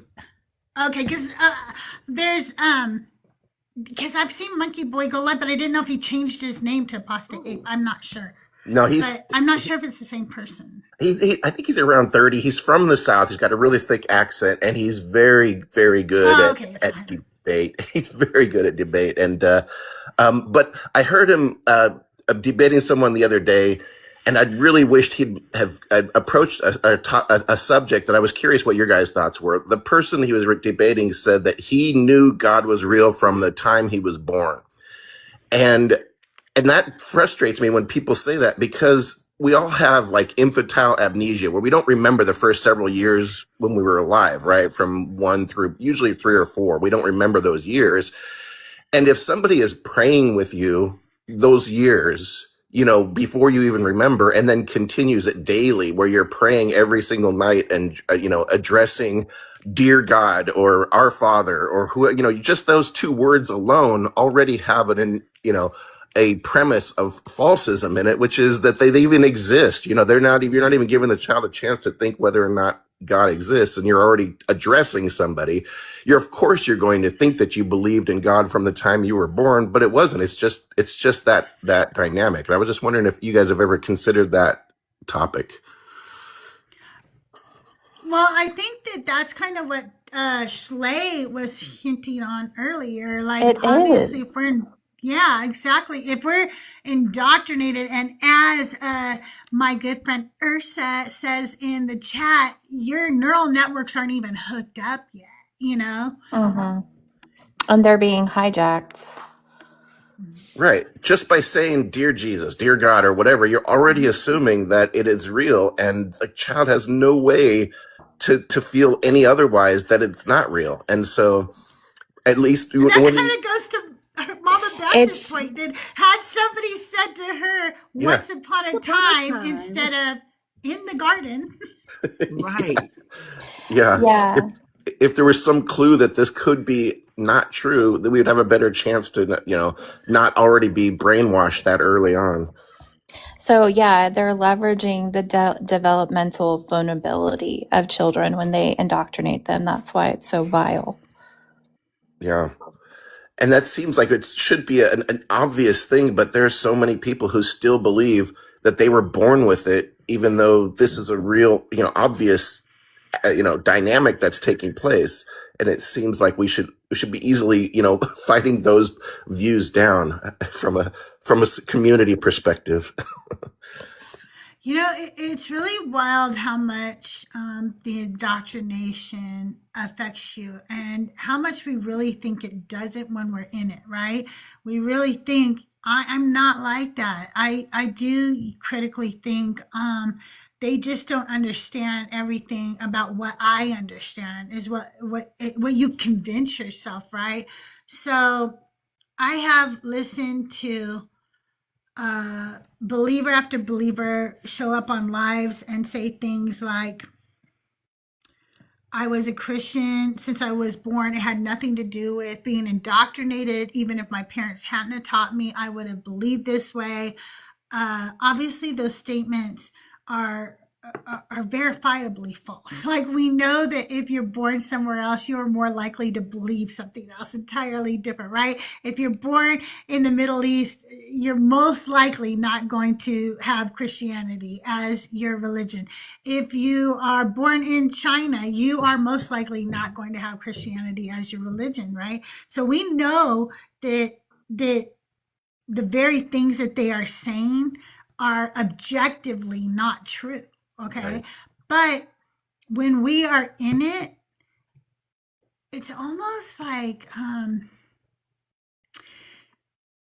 don't know if you've ever experienced hallucinations or been with somebody who is hallucinating from a break from reality. But the one thing you learn when you talk to somebody who has had that is that there is no different significance to them in reality or what they're hallucinating. They are the same. It is their reality at that moment when they are experiencing it. Everything about it is real. And it's almost like that for them. When they tell us, I have believed since I was a baby. They're not lying. They believe that fact about them. That is the reality in their mind. Does that make sense? Yeah, no amount of evidence right in front of them will change their mind. They're convinced of it. You're right. You're right. Even though you can Yeah. lead, it's like leading the horse to the water. You can Yeah. show them all the data in the world, and it doesn't matter.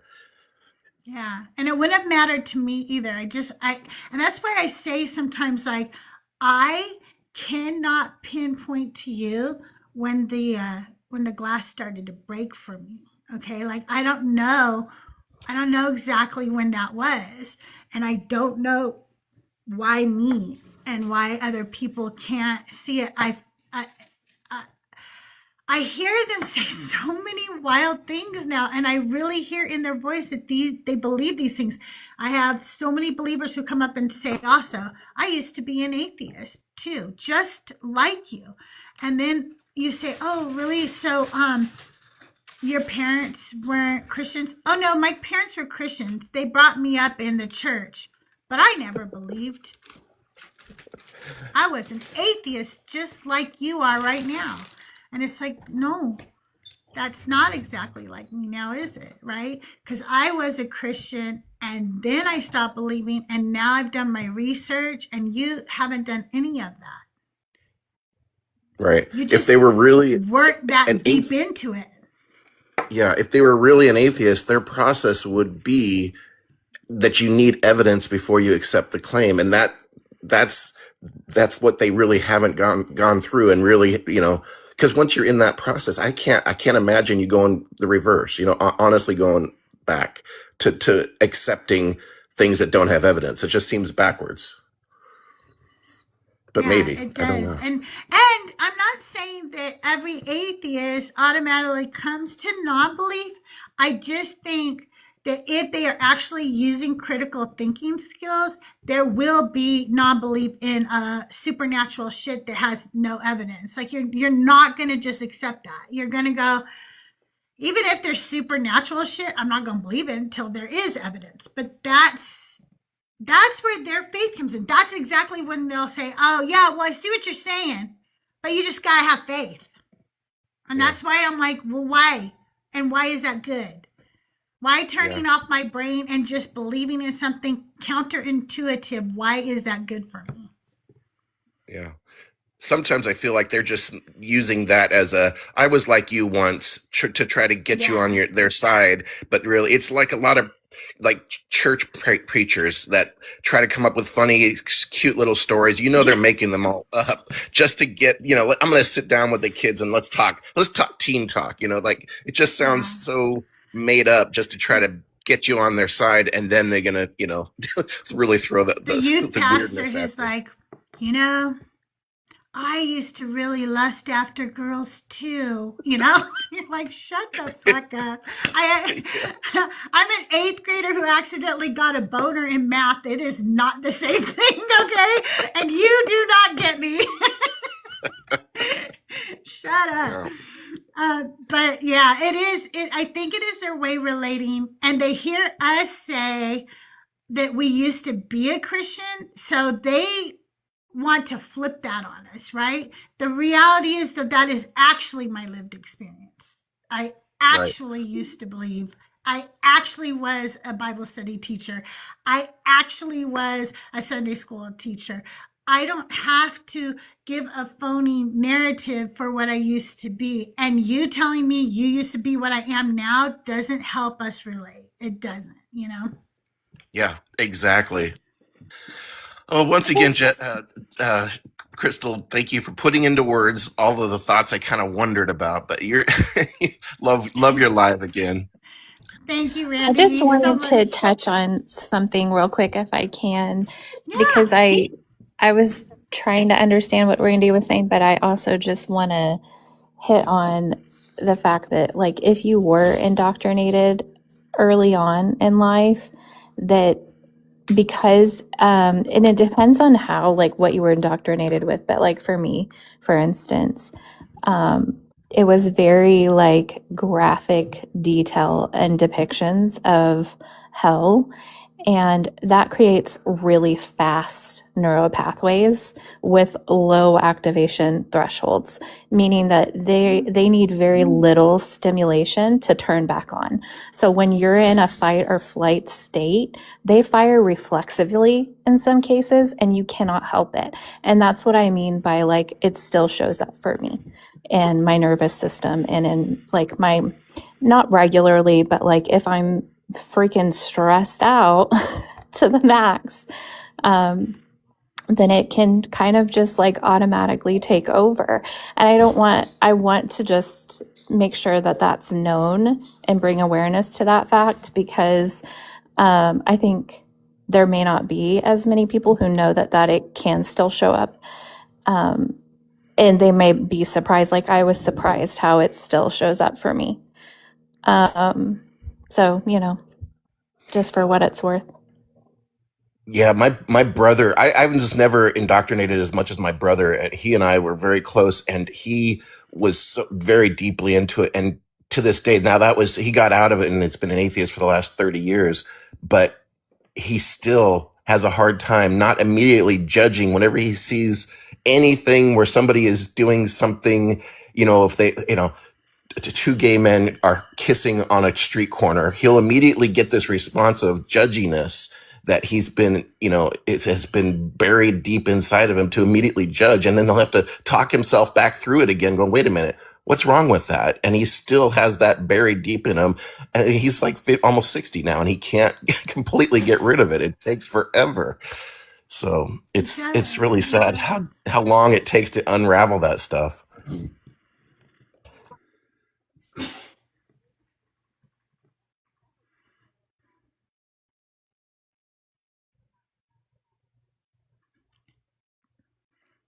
That's how our brains were wired. And so it may be a lifelong battle, unfortunately, where you're trying to combat and make fresh neural pathways that are stronger and reinforced, so that when you do get in that hyper vigilant or super stressed out state, you don't go down those other neural pathways that cause you even more harm and even more stress. Can you guys hang on one second? Ursa, I think somehow you're getting two sounds mixed with mine. Everybody, I can see what you're saying, but I think there's been no talk about a boat or balance. I don't know what you're talking about right now, but that hasn't been a part of this conversation. So I think you might be getting sounds mixed from a different show. Mixed in. That happens to my lives, not my, like when I listen to like other people, sometimes I get two sounds in at the same time from two different shows. I'm sorry, please continue. But she's my friend and I didn't want her confused anymore. Swipe out, swipe back in. I don't know what that means.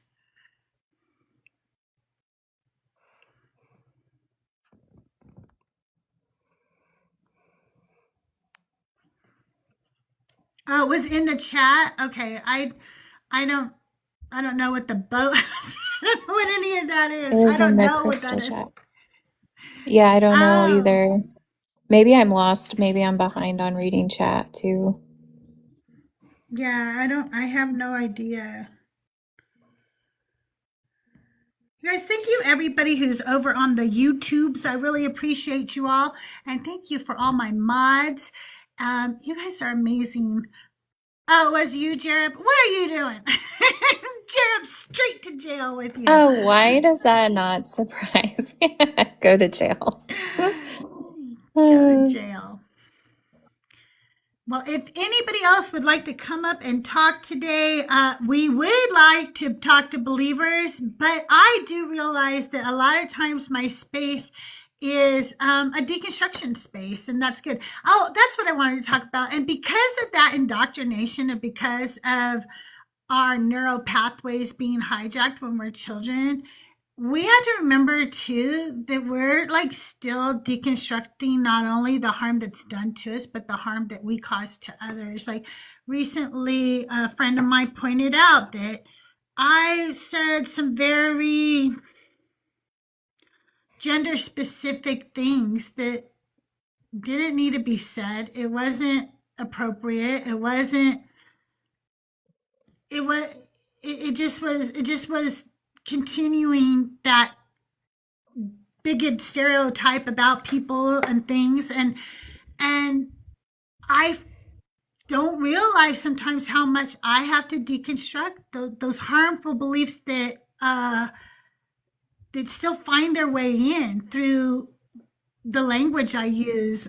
And so it's important that we know that those things are still going to happen too. And we have to be willing to own up to it, to correct it, to learn from it, and I don't really feel shame that, but I did have to apologize and realize that it's impact over intent, right? And can I And just when I say say that things that can affect people.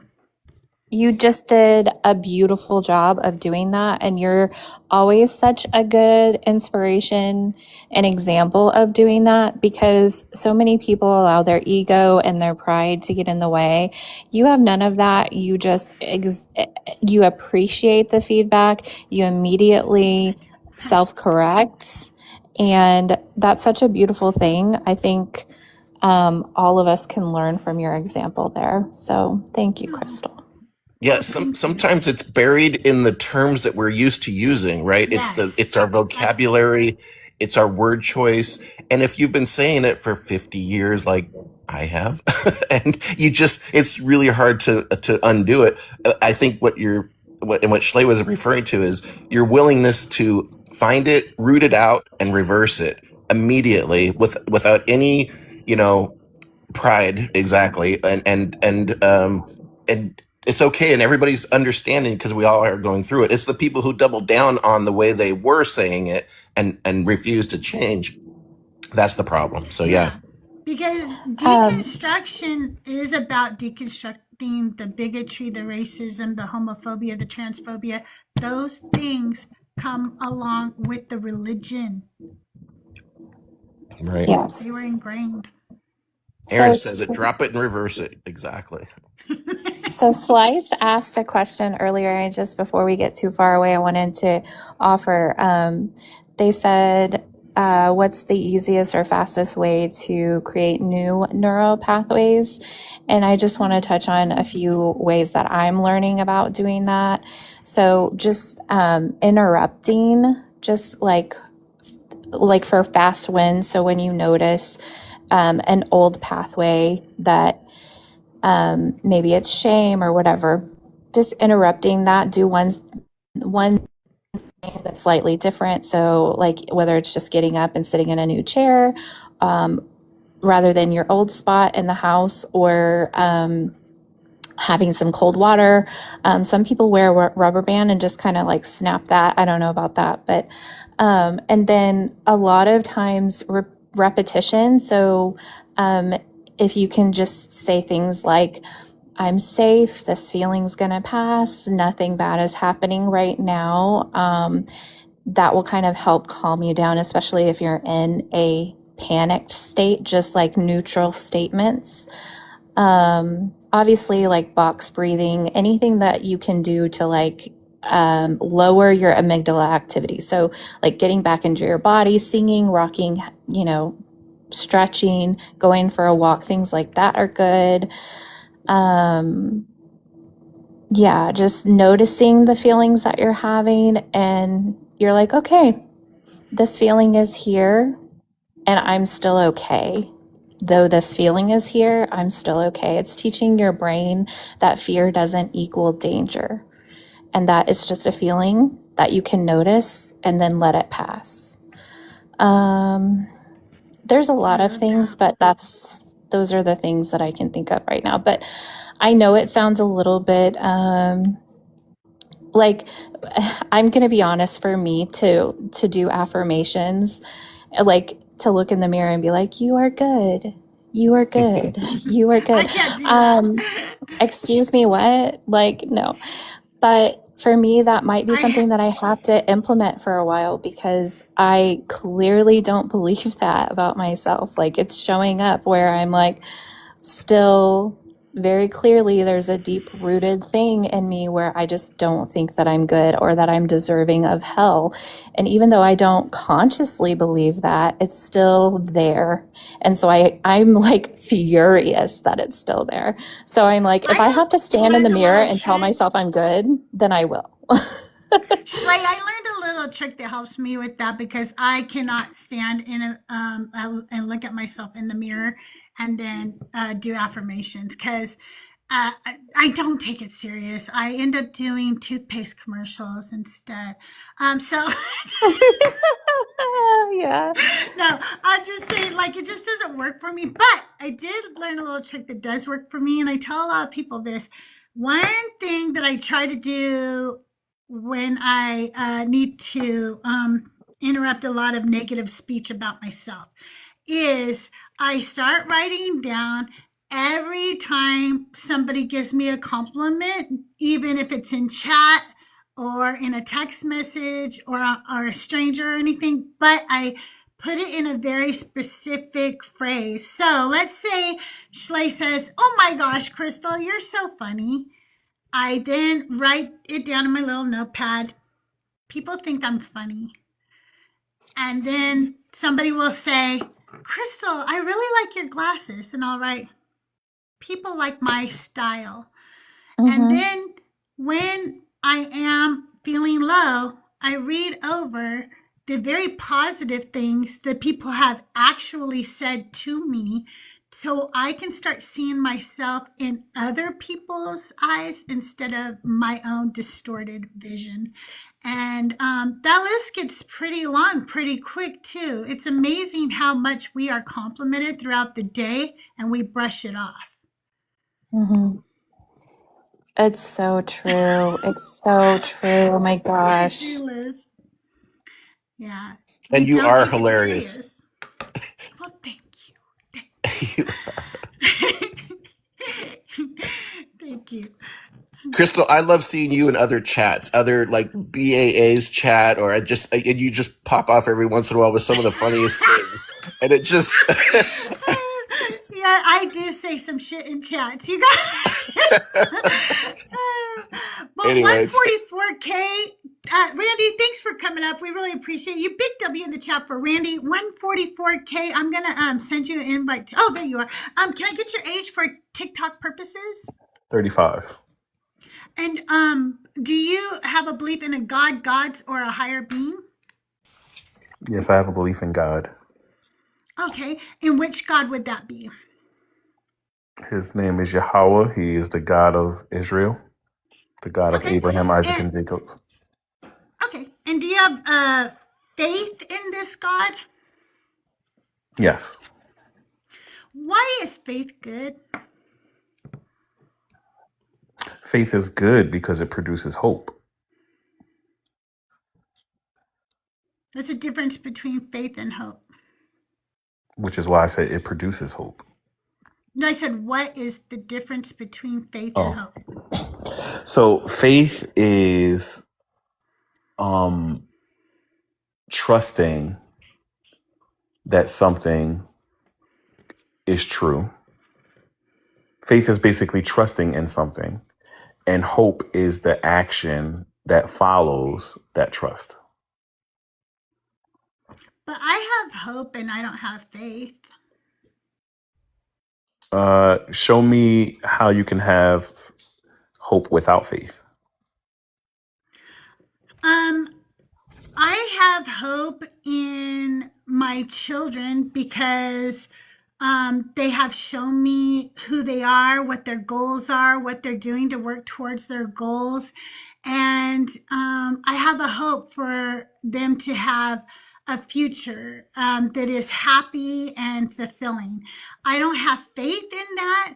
I know that might not happen. I'm very well aware that life is not controlled by me or my hopes. But I don't have faith in it either because I believe in the faith.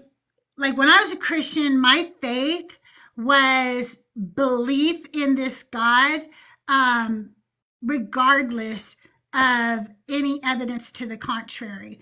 My faith in him was pivotal to my relationship with him. My faith was sacred, it was personal, and I felt supernatural. I don't have that in anything now. Okay, I would like to challenge that, because in your hope, you may not want to admit it, but you are demonstrating faith. And I'll No, tell you, I'll I'm tell you not. how. I'll tell you how. You said you have children, correct? Hmm. When you send your children off to school, right? Do you have a belief that they're being well taken care of? I have evidence that they are. I Are don't you have there? a belief. Are you there to No, see it? I actually was very, very active in my children's school. I was there regularly. I was the book fair chairman. I was a volunteer for the teachers. So no, I wasn't there regularly. I had evidence from the teachers. I had evidence by the outcome of what happened when my children went to school. And when there was evidence to the contrary, I was So at here, that here's. school letting them know. Well, and real quick, Were you there? I would Hello? Go argue ahead. that Hello? Cyber wants to say something. yeah, I Excuse was me, going to Cyber's talking. Hang on. I was going to say I think it'd be the opposite. I think you'd have hope, and then faith comes after the hope. So hope would be like, I hope that the weather is good tomorrow, and the faith is trusting that it will be better, right? So I think you got it backwards. I think it comes hope first, then faith. Okay. So you said that you participated in the school and you did all those things. But my question was, are you there all the time to see whether or not they are being treated well? No, again, you're not listening to what I feel faith is. You're taking it and saying that All anything I you did was don't ask a see is, question, ma'am. excuse me, please let me finish without interrupt me. I really hate that.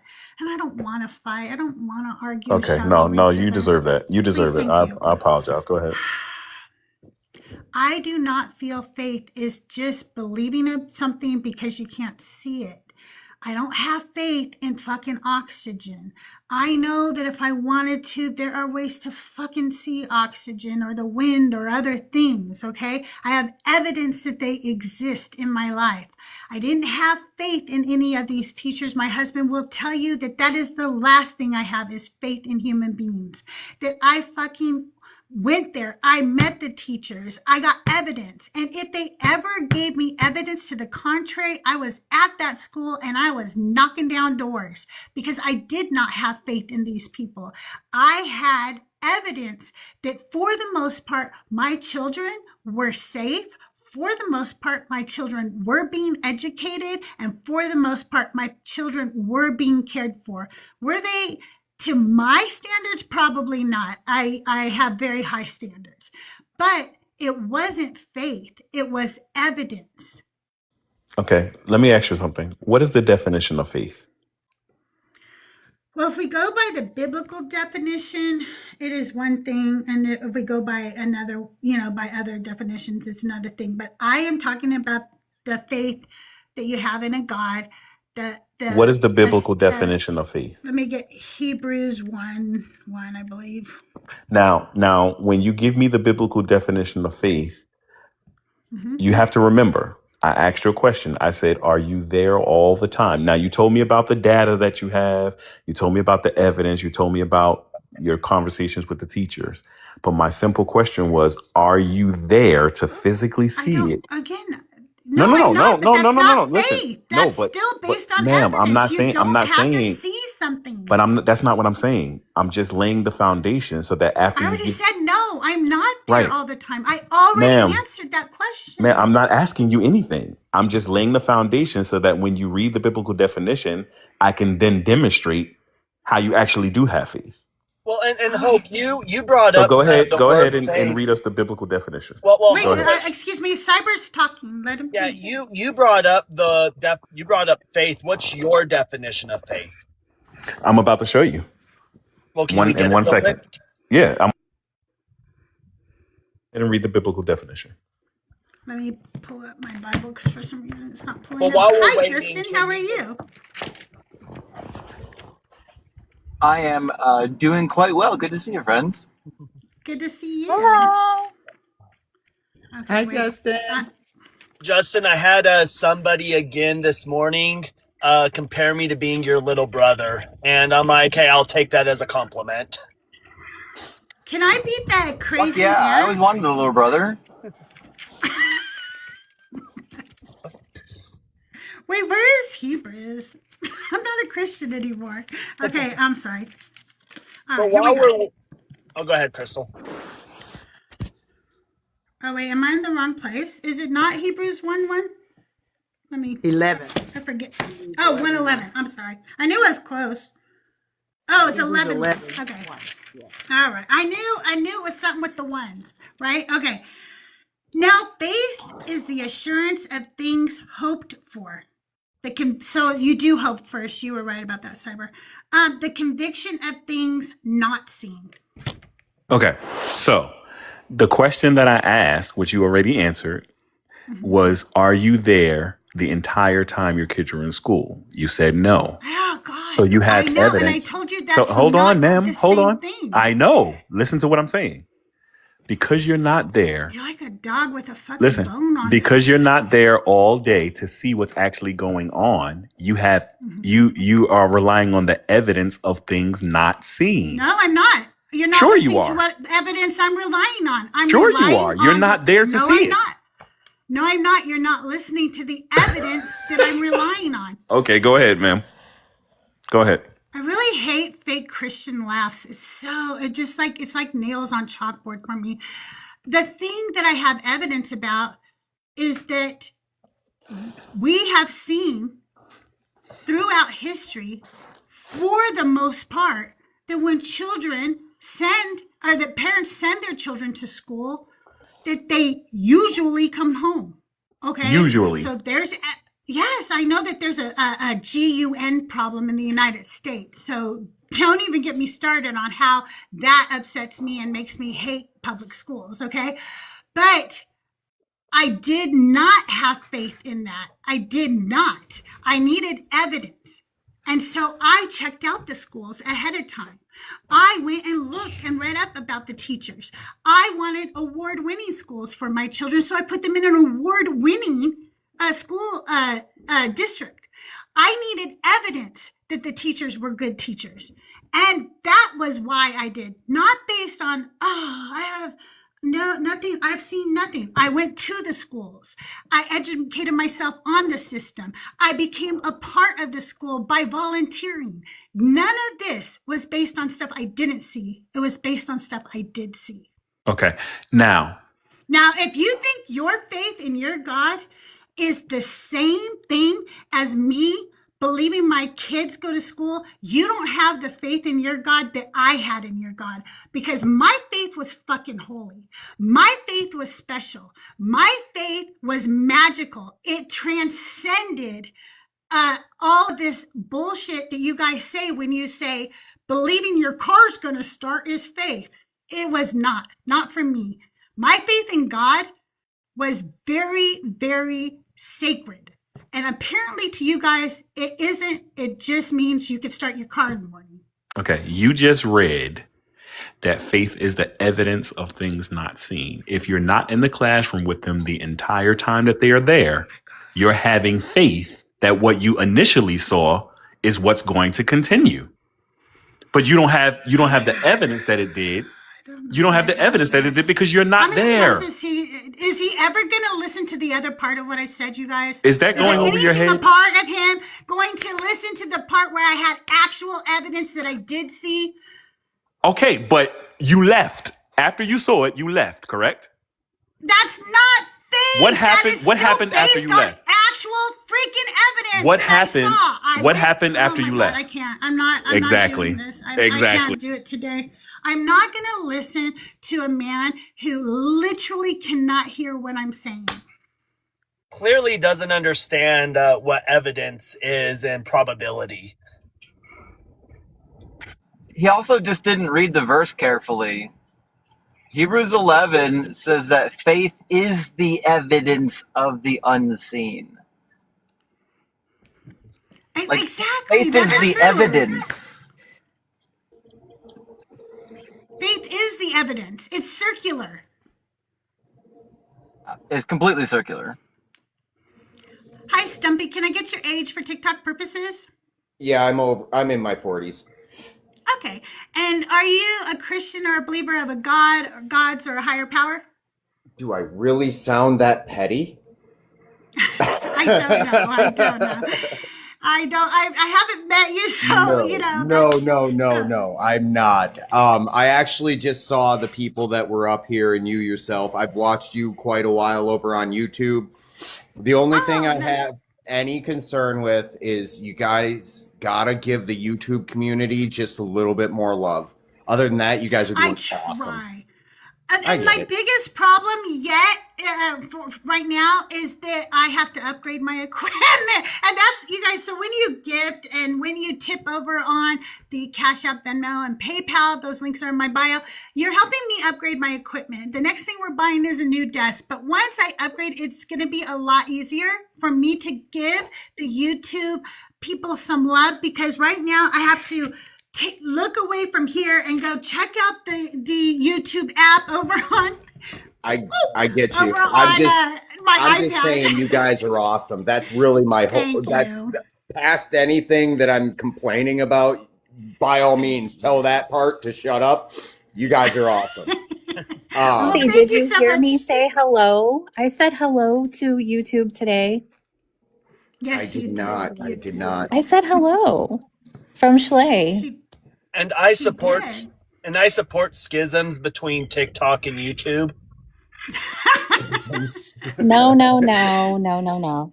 Would that be like Catholics and Protestants?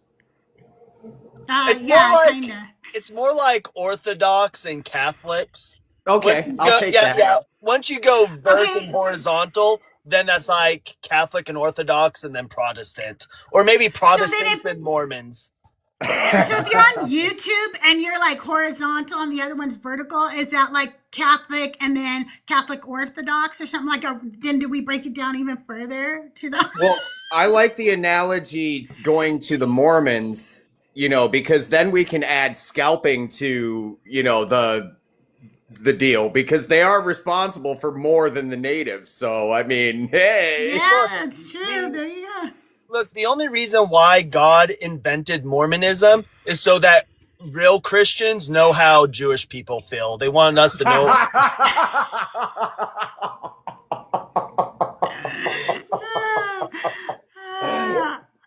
Well, Stumpy, thank you for coming up. We really appreciate you. And I promise, as I upgrade, the YouTube's going to get a lot more love. They really are. Thank you so much for being here. You have a good day. My pleasure. Thank you for having me up. And like I said, keep up the good work. There's a lot of people that these churches have hurt, and you guys are really doing a good, an actual good work.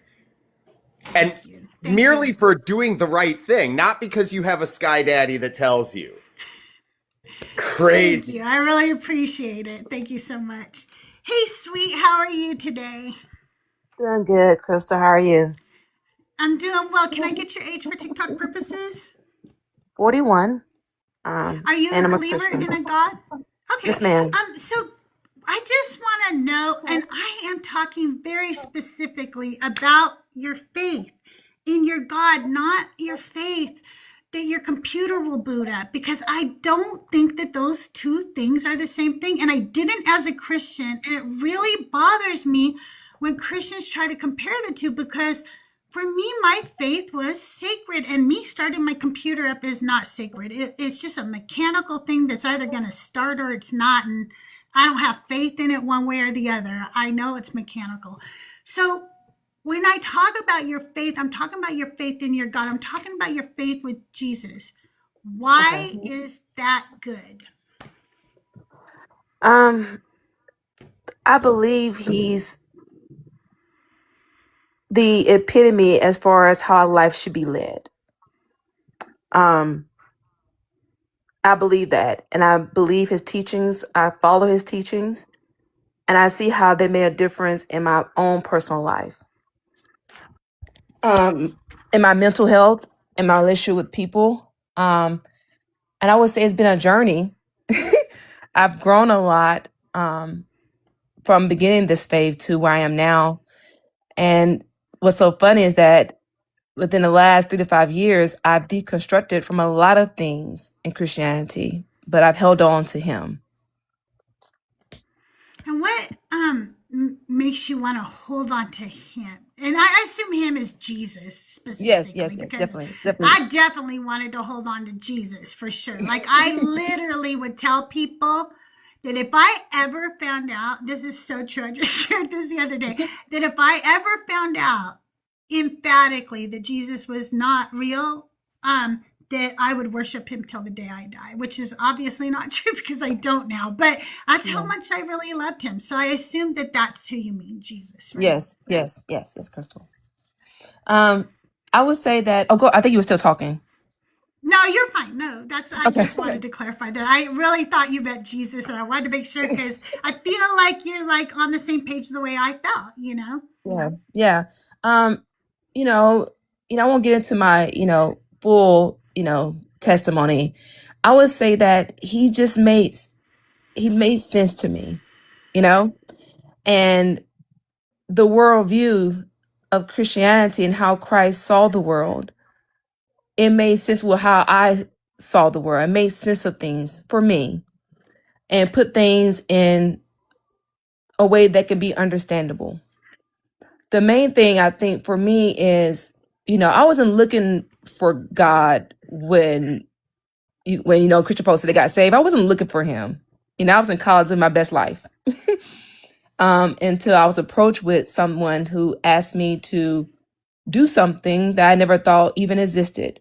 And they would say, I guess put this, I was not what you call a Christian. I was, I was doing stuff in college. I was my first year. And I was approached by a lady who said, to help run a Bible study on campus. And I'm thinking, what the heck is that? And when she said that God told her, or God let her ask me, I'm thinking, God don't talk to people. I don't talk to nobody. I was like, well, she said, just try it. So I was like, I tried it. I just tried. And I tried over several weeks and I prayed. And when I tell you, the more my mind said no, because I don't want to be a hypocrite. I know what Christians ought to live, and I'm not living that way at all. And the more my mind said no, my heart was saying yes. And I can understand the fact why I would want something where mentally I know I wasn't ready for. So like, okay, I tried this thing out, but I had tons of questions, been on college campus, I've read about other religions. I took philosophy classes. I had a lot of questions about Christianity, about why it was the way, God, and all that kind of stuff. I had a lot of questions. She asked my questions, and I would say this, Crystal, I had an experience, I really did, where I became someone different. And the one thing that my friends noticed about me is that I didn't hold on to unforgiveness anymore. I let it go. And one girl said, I know something happened to you because you never say I'm sorry. And I never say I'm sorry in the past. I never did. I was just like, we don't approach that subject. I never admitted fault. I never apologized. And once I encountered Christ, my heart really did change. And I'm a different person I was 20 years ago. I really am. And I can't let him go. I can let other things go. And yeah. That's funny that you say that because like I had quite the opposite experience. I was taught my whole life that I needed to be a forgiving person and that God honored that. God would bless that. God wanted that. And that meant forgiving some really fucking horrible stuff. And when you do that over and over again, quite often you become an abuse victim. Okay. Unintentionally, you're doing what your God told you to do, and that is to forgive. And people who know that you're forgiving, people who are manipulators, narcissists, abusers, they see that and they use that against you. And throughout my life, there would be a pattern of abuse. And by the way, hey, disclaimer, not talking about Doug, okay? Doug is a rock, okay? Doug has been my rock for 30 years. He would never do anything like that, okay? This is not about Doug, by the way. Did you like that, Justin? Doug is a rock. Did you like that little reference there, Justin? I mean, it was genius. Thank you. So when I say this, I'm saying this. The pattern continued, and then as I deconstructed, there was two things that were very freeing to me and my mental health. And that was one, that it's okay to lie, because I do not like lying for any reason. And sometimes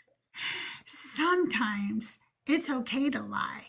And that was very liberating for me. And I've had people tell me over and over again, Crystal, how can you think that it's okay to lie? Listen, if your lie would save somebody's life, you better fucking lie.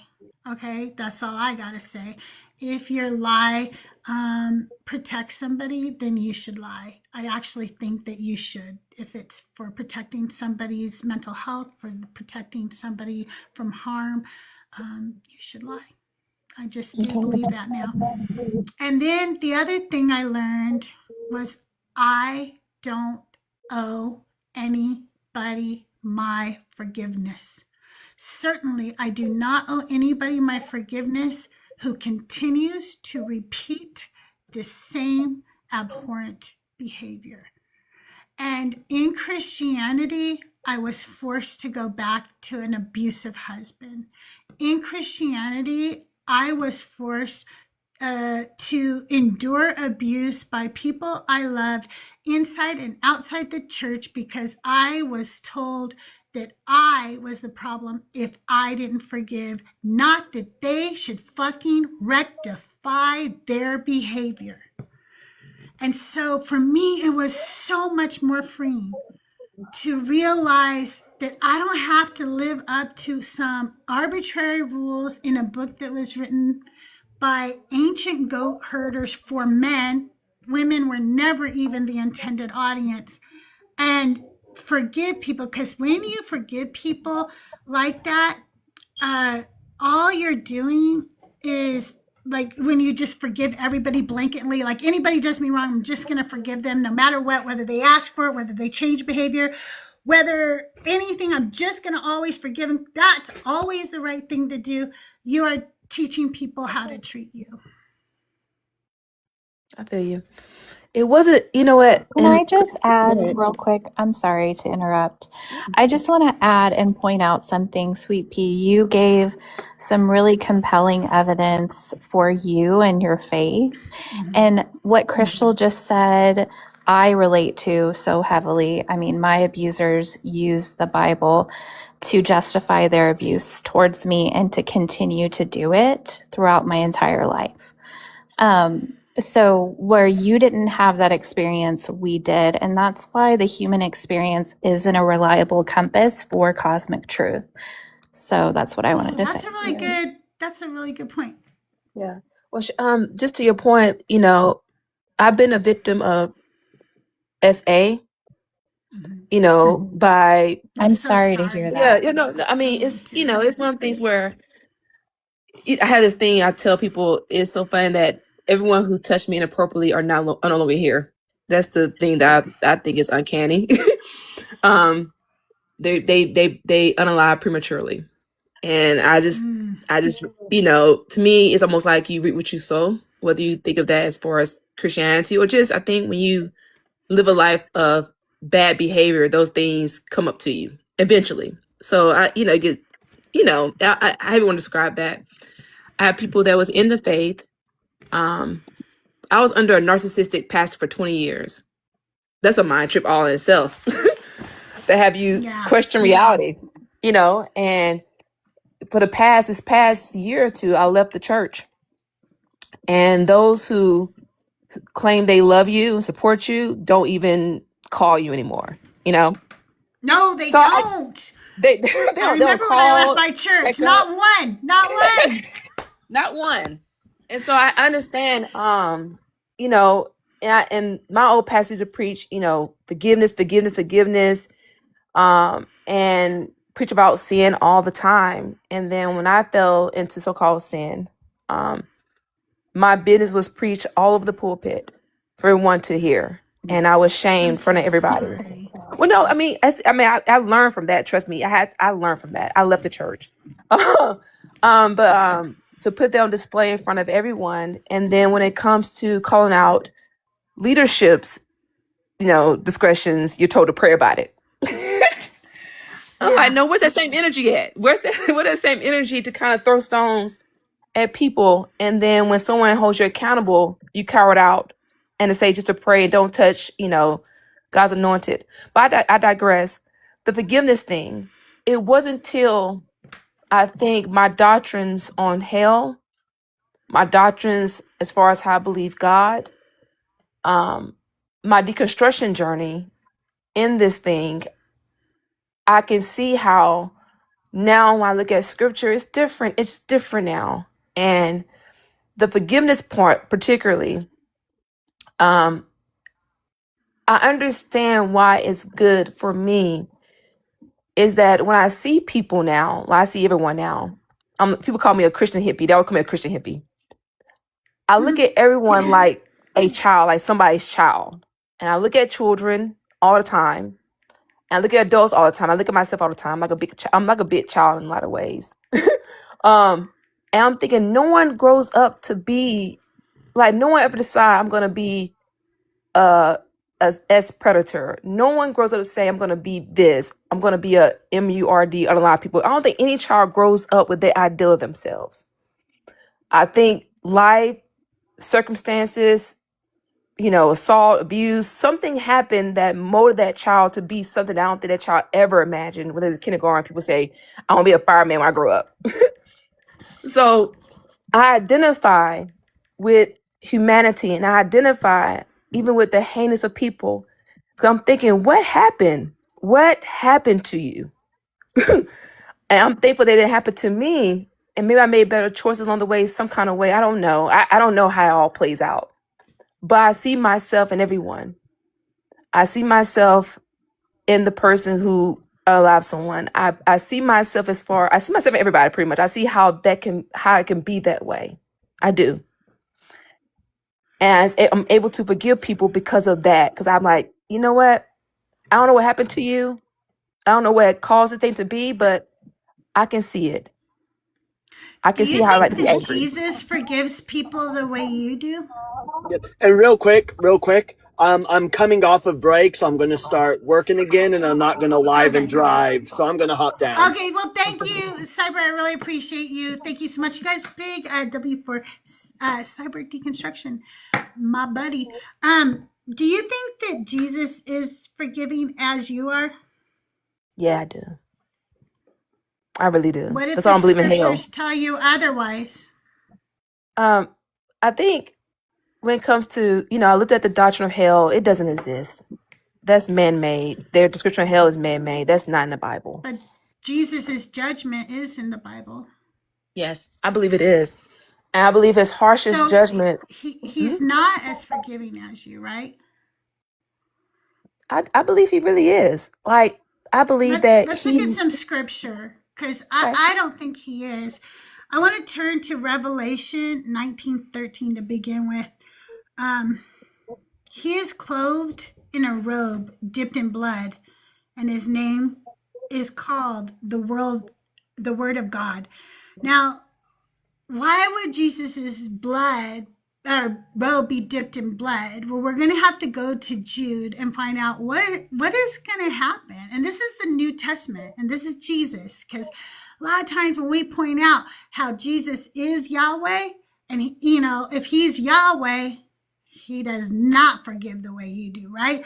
But I'm going to show you Jesus doesn't either. In Jude 14 and 15, it says, it was also about these that Enoch, in the seventh generation from Adam, prophesied, saying, see, the Lord is coming with tens of thousands of his holy ones to execute judgment and on all, and to convict everyone of all the deeds of ungodliness that they have committed in such an ungodly way, and all the harsh things that ungodly sinners have spoken against him. So not only him, but all the believers are going to come back and execute judgment on us ungodly people who just don't believe. Yeah. I'm gonna tell you, Crystal, this one book changed my whole life as far as how I saw judgment. And it looked at the mercy of God. It looked at the mercy and justice of God going hand in hand. How God sometimes use justice. His justice is merciful. His merciful is justice. As the whole claim was. And allowing us to experience it, the consequences of our choices, is a mercy in itself. And is a justice in itself as well. Now, when it comes to New Testament, this is where most people think I'm not a Christian, but I'm still a Christian. Revelation is a vision, is imagery. And we know how dreams are. We can look at a dream and have a dream, but it's symbolic in nature. But the symbols that we see are indicative of our own worldview. It's limited based upon what we can see, what we know. And a lot of us go into play with that. And I look at the teachings, especially Old Testament, some in the New Testament. I look at people trying to understand Christ from their own worldview. You can look at, even throughout the scriptures in the New Testament, Christ said, you still understand me. You still don't understand. You still don't understand. And you're with me. You walk with me. And you still don't understand what I'm trying to lay down. So I see even in the epistles, the apostles themselves trying to grab something about Christ's life and trying to understand why he did things. Not understand, they understand what he did, but understand the motives of why he did it. They're still grasping with that. And we're still grasping with that 2,000 years later and trying to understand the divine, trying to understand this beginning. We're all still doing that. And I look at New Testament like that. I look at them trying to understand what Christ put Everything down. I read wasn't from Revelation. I also read you from Jude. And Mama Bash wanted me to bring it. I'll bring it up, but Mama Bash, if you have a question, I'll just read it. You said 1927 in Luke. Mm-hmm. But as for these enemies of mine who did not want me to be king over them, bring them here and slaughter them in my presence. That's Jesus in Luke, not Revelation. Yes, he was That's given not parable. forgiving. Yeah. Can I say something And too? he's presenting himself as the king in that parable. So when we do a parable, we have to go, who is he saying he is? And who is he saying we are? And he's saying, I'm the king, and I want to slaughter everybody who doesn't believe in me. I'm sorry, Mama Bash, go ahead. That's exactly what I wanted to say. And she made a statement about justice and mercy being together. And actually, they're the opposite. Mercy is the suspension of justice. So they can't be the same thing. So somehow you're putting those two together as if they are the same, but they're not. When there's justice, there isn't mercy. When there's mercy, there isn't justice. Yeah. You And that's what can't have them both at the same time. Yeah, and that's what I was taught. That's what I was taught. But when I tell you, I do understand how it's the mercy of God to be just. In fact, there's a scripture say that God is faithful and just to forgive sins, so that it is just to forgive. That I know in the church they taught that mercy and justice was not the same thing. but in God they are. No, they teach it is the same thing. We're telling you we don't see it the same way. In church, I learned that God is merciful and just, but in reality, you cannot be the both. If I am a judge and you come before me and the maximum penalty is 25 years, and the justice system says that the average penalty is 15 years, and I give you mercy and give you 2 years with probation, there has been no justice, there has been mercy. Okay. And that scenario that you set up, yeah. But let's say if you gave the maximum system 25 years, and the 25 years was exactly what the person needed to get their head on right. That God allowing them to experience the full measure of the system was merciful to them. If the goal is to change justice. people, It's not merciful. well, if he knows if he knows that this will change you, if he knows that this is what is needed, then it's a mercy of God not to let you continue in the same behavior. If the goal is to change people. It made me think of a little story I want to share with you. When I was a little girl, my parents used to spank us. That was their, it was the 70s. It was very common. How old are you, Crystal? And that was their, I'm 59.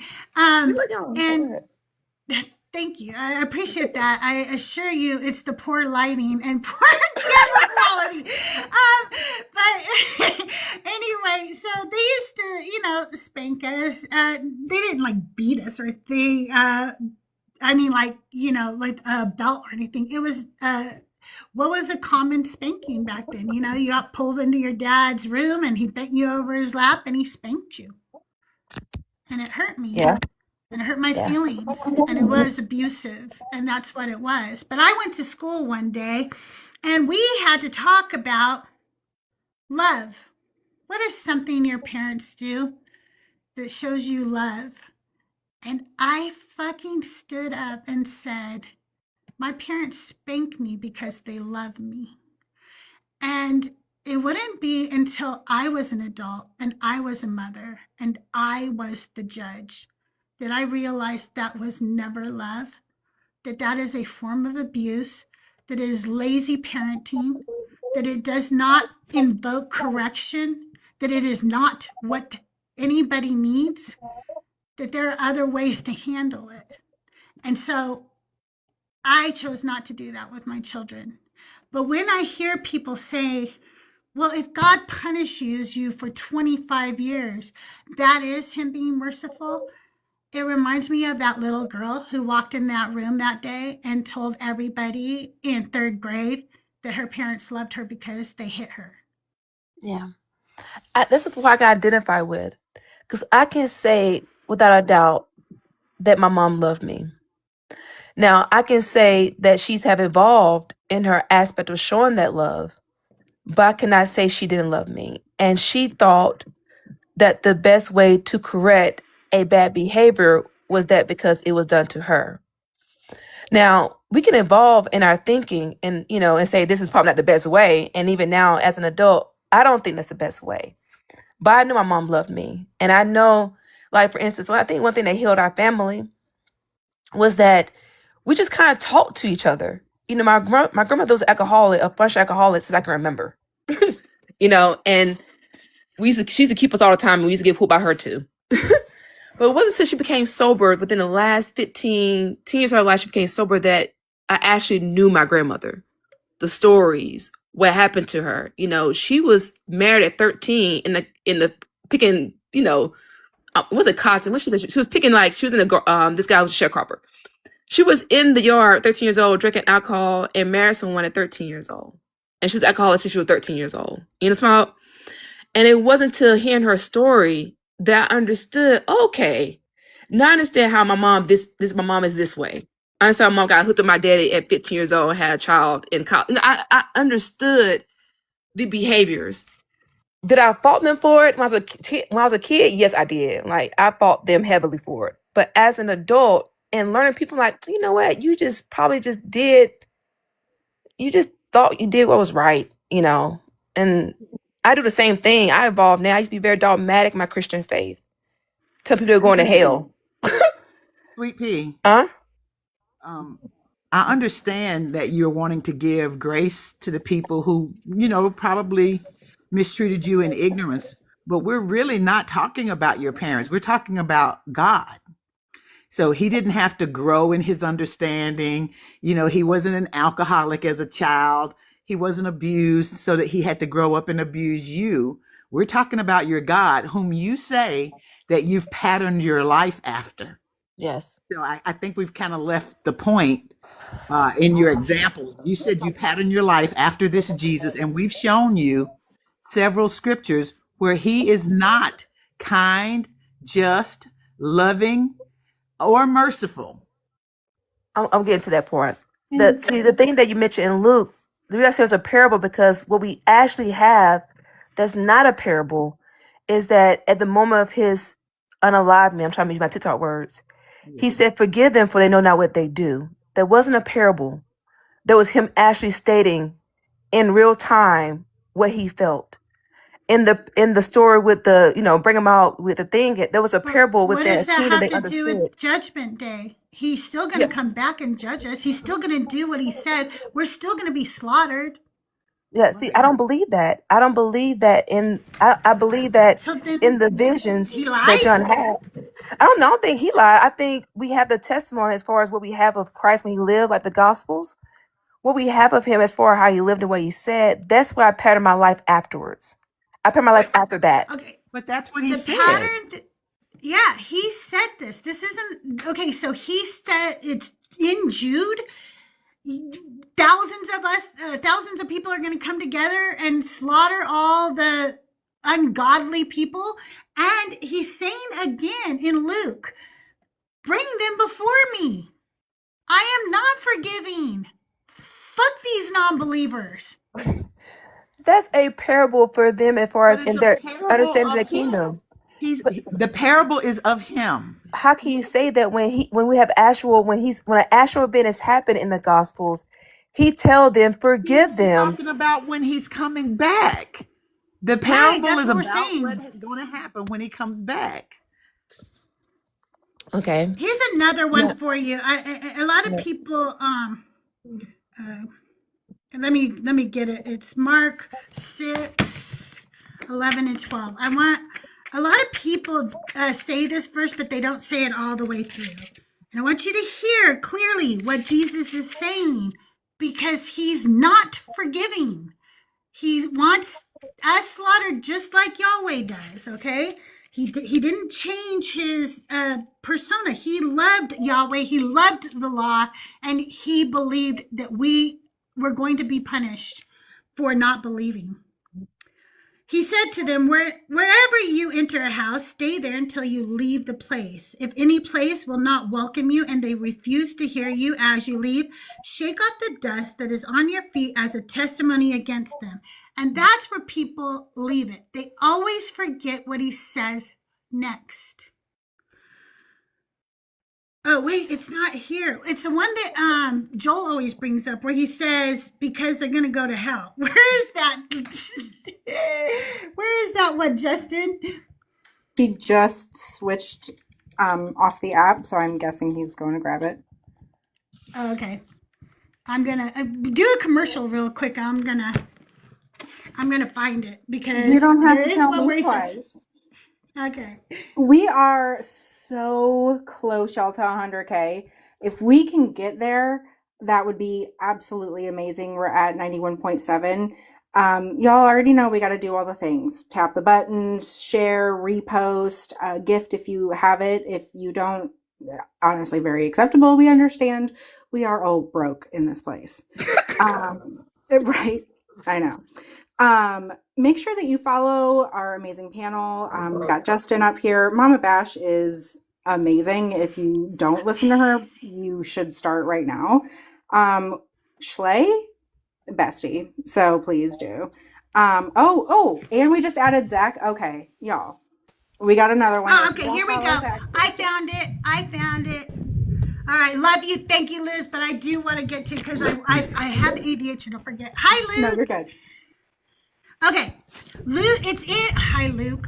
Zach. That's It's in Luke. Hi, Zach. It's in Luke 10 through 12. But whenever you enter a town and they do not welcome you, go into its streets and say, even the dust of our town that clings to our feet, we wipe off in protest against you. Yet know this of God, the kingdom of God has come near. I tell you, on that day, it will be more tolerable for Sodom than for that town. So this is an ongoing thing. If you don't believe, you're gonna get slaughtered. This is not forgiveness. This is not compassion. Even if you don't believe in hell, he is looking forward to retribution. He is not looking forward to forgiveness.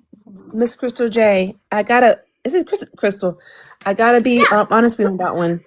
That you presuppose that day includes hell. It could just be in that day. I think it's Judgment Day.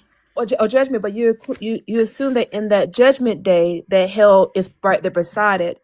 I don't see that in the scripture. Well, I do see on Judgment Day. I brought up that he's going to slaughter us. I don't. That's not. Telling you he's going to slaughter us.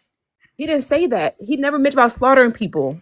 I mean, you have to look at Jesus' life, not the parables. Look at how he demonstrated his life.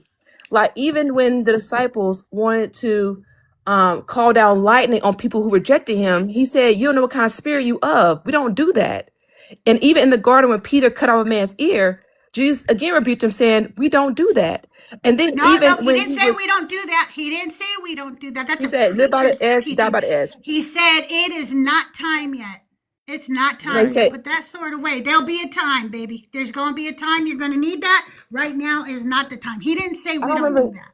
I don't remember hearing the time. I don't remember that. I remember saying live by the. I don't remember that being the thing. He says it is not yet time. Let me see. Bring that up.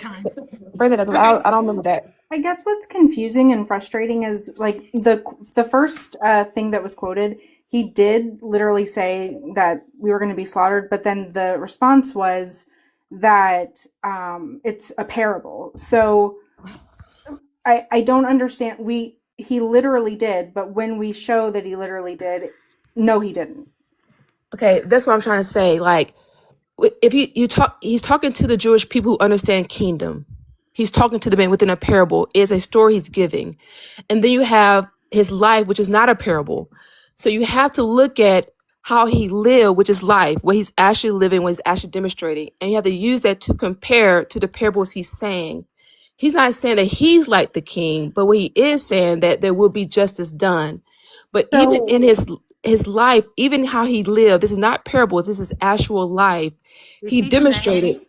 Is he saying that the justice is to slaughter the unbelievers? He don't ever. I guess if you look at his life, he don't say that. Even in the parable, yes, he did say it. But that's this is where I'm confused because you keep saying in his life he didn't say it, but the book is saying he did say it. So what you're really trying to say is even though he said it, he didn't physically do it. We don't see him actually do it within the book. So just because he said it, that's not what he actually meant. Yes, that's kind of what I'm saying there. But that doesn't make sense, right? Do we do that with anybody else? Yes, we do. We talk about that all. We do parables and stories all the time. No, we don't that's not what I'm asking. Though. It's not what I'm asking though. What I'm saying is, if Mama Bash told me today that she was going to, do something horrible and terrible.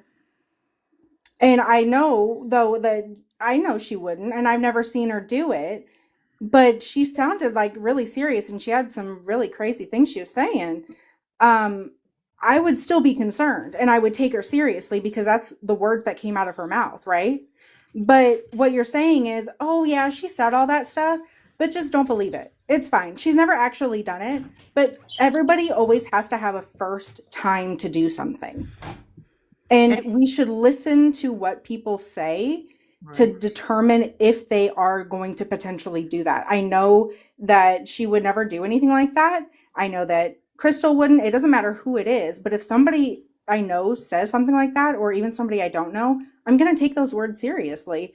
And I think what you're saying right now is, even though he said the words, it's not serious. Don't listen What to about that. in Revelation? I want to correct myself real quick, Mama Bash, and then you could say what you have to say. I said this says it is not yet time yet. He doesn't say it like that. You are right, sweet. I was wrong. Okay. He says, then Simon Peter, who had a sword, drew it, struck the high priest's slave, and cut his right ear. The slave's name was Malchus. Jesus said to Peter, put your sword back into the sheath.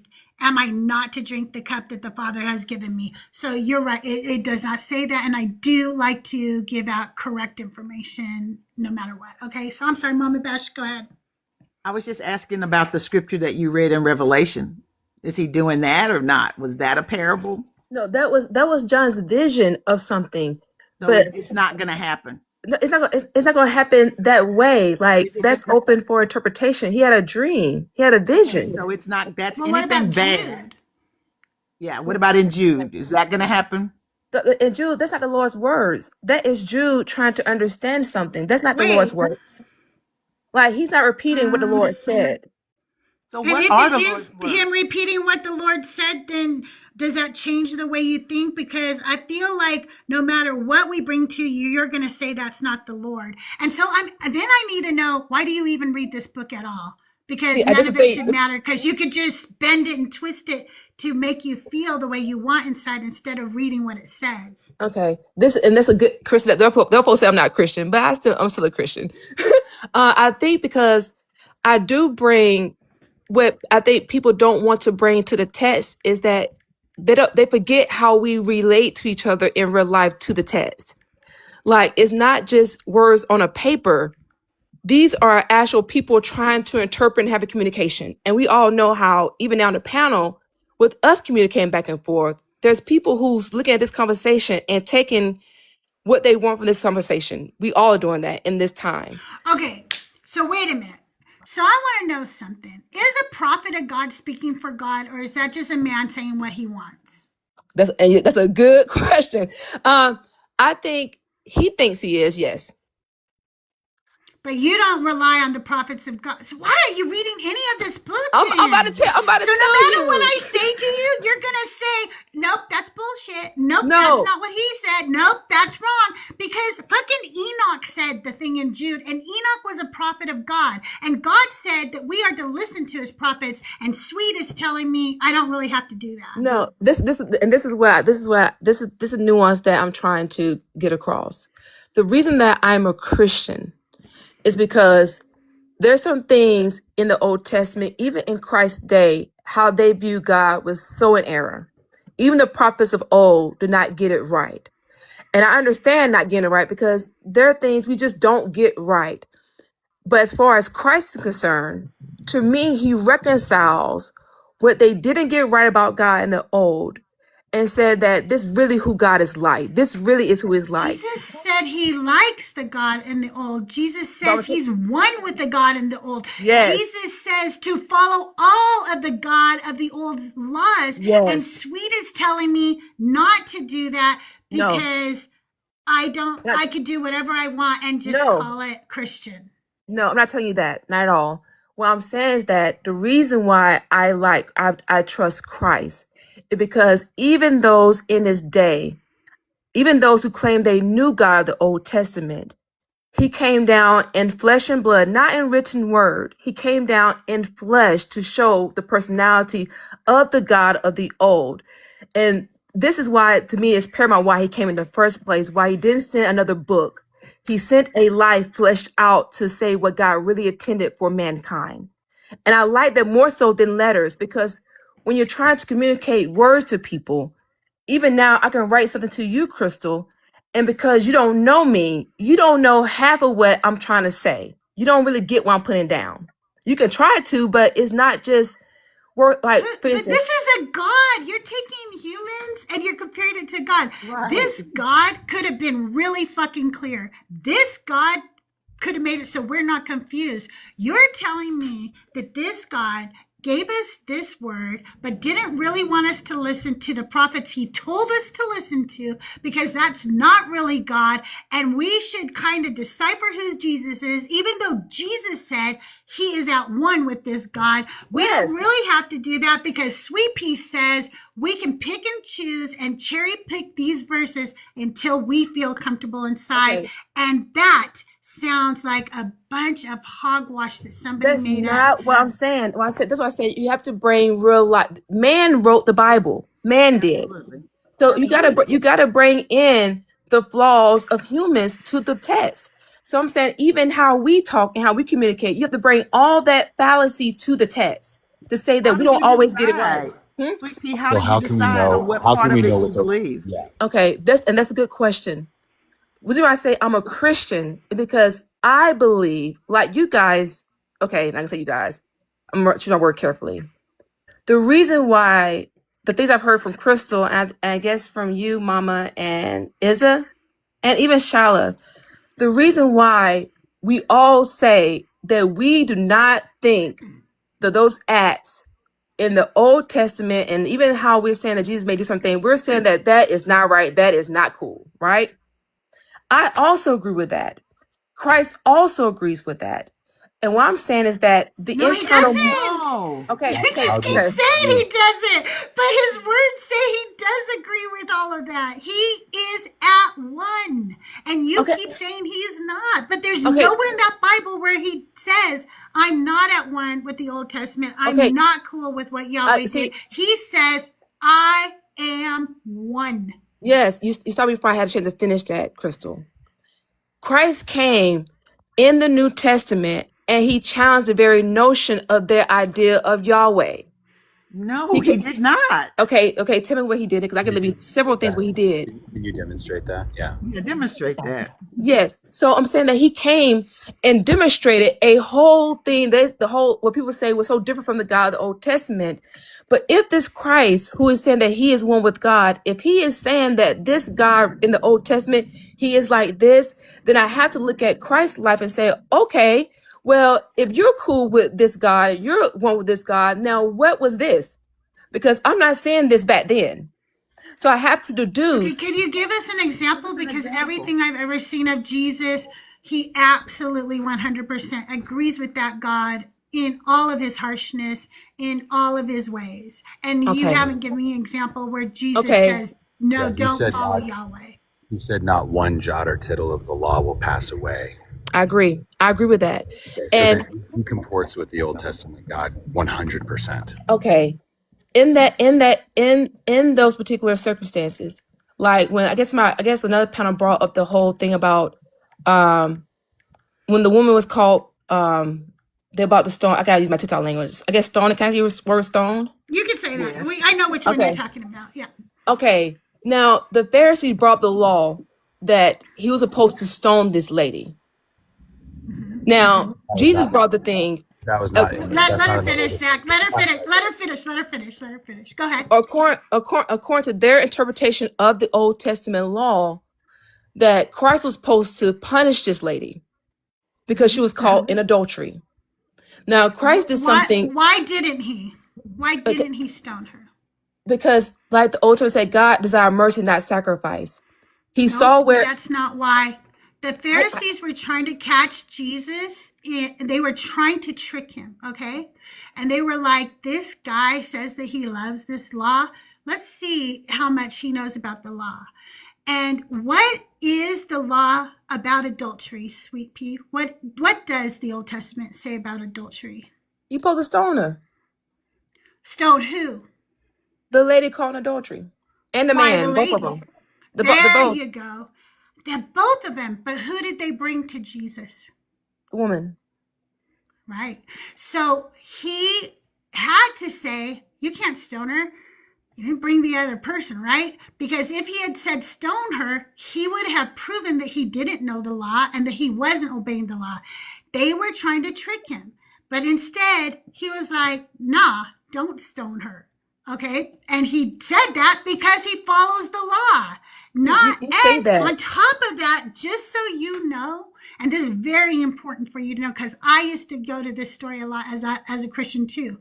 That story was added into the Bible much later. It is not original to the text. It was added much later. I give you that. I can't say never that one. I give you that one because I don't really know about that one. But even like when we say this, go ahead. There should be a footnote in your Bible that says it was added much later. Okay. Most Bibles will say that. Would you say that the qualms they had with Jesus is that they consider him a lawbreaker? No. I believe that they considered him a false prophet and just a cult leader, and that, of course, was sacrilegious. That was a blasphemy. They found him to be a blasphemer. So with him eating grains from the field, working on Sabbath, they didn't accuse him of breaking the law?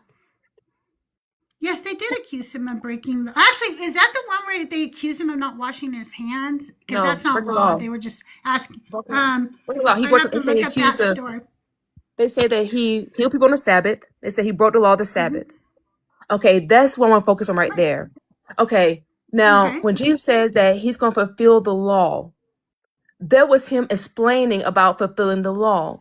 Is that their interpretation of the law was that you can't even heal people on the Sabbath. He said that's not what the law was for. That it's okay to do good on the Sabbath. Their interpretation was, no, you broke the law. And God was not against the law. Christ was not against the law. He was showing them what the law meant. That he would fulfill the very essence of the law.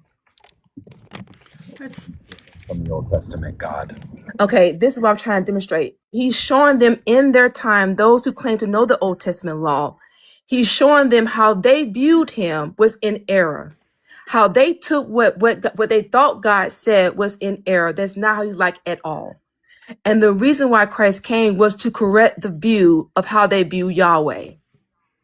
No, he never says that. No, he never did. Like in Matthew 5, when he talks about stoning the kids, they're coming to him and saying, hey, why don't you and your disciples wash your hands? And that was just a tradition. That wasn't the law. And he says, well, why aren't you stoning those kids? Because he wanted them to go do exactly what was in the book. He actually said, they sit in the seat of Moses, do what they say, just not what they do. Okay. They were hypocrites. They weren't doing the law, but they were teaching the law, and he was for that. See, let's get to that, Mark, because someone brought that up too. He was not harping on them being hypocrites because they didn't stone children. He was calling them hypocrites because they did not honor their mother and father and trying to create a scapegoat of not taking care of their elders. That's what he was harping on in the actual thing. He was not calling them hypocrites because they didn't stone children. Yes, no, because that would have been the justice of the law. The justice would have been actually what he was. Yeah, he was upset that they were not stoning children and that they were using what had become tradition, which was called Corban. And it's where you could come and pay in order to redeem your child instead of stoning them. And he said, you all are doing traditions of men instead of following my Father, Yahweh, and doing what he says to do in the law. And you can try to add a little sugar to that to make it seem like it says something else that it doesn't say, but that is exactly what Jesus is saying. I know that I've read that story for several times with people online. I know what the story says. He didn't call them hypocrites because they didn't stone their children.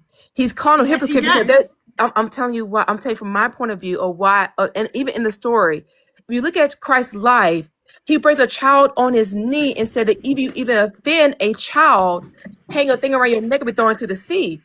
He loves children. He's not getting on people about stoning children. All you're doing is just showing that there are contradictions in the text. But he did say that they made the word of God of none effect. They did. Because they were holding to their traditions. Yes. That's what he said. That's in the same book. So he was talking about the fact that they were not carrying out the justice of the law, which was to stone the kids instead of bringing the Corban. You hang on that point. That's the point. You hang on that point, but the point that he laid upon was not stone the children. His point that he laid on was that you don't honor your parents. That's the hypocrite part. What was the honoring? What was the honoring of the parents? What That was they what they, was the they penalty for not honoring the parents? yeah, but he didn't land on that issue. He It landed doesn't on matter. That was what was being said. Just like you were trying to use that woman a minute ago, and you were saying that they didn't stone her. That was the justice, that she was supposed to be stoned, her and the person who was caught in adultery.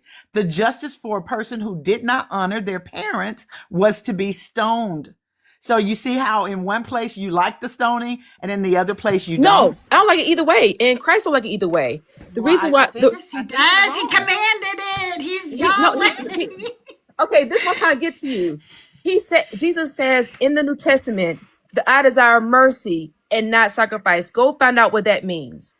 He doesn't desire people being unalive. That's not his desire. He constantly says it, even in his real life and documented encounters. You can say they're real or not, but in the accounts that are documented, he keep telling. I mean, even when Peter wants to slay people and call lightning on people who reject him, he says, "No, that's not what we do. That's not the spirit in which I am."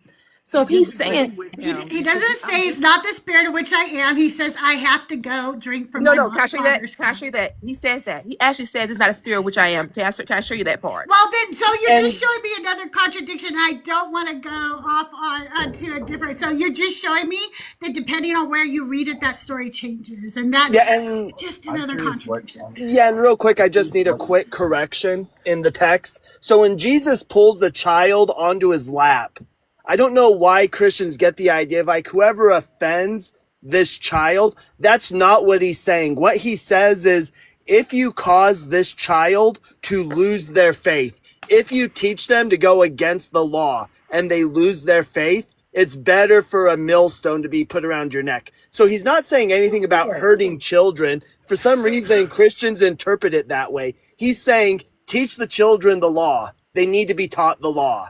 That's what he's saying. Because in Judaism, how we show our worship, our devotion to God is through following Torah. That's how we do it, is through following the law.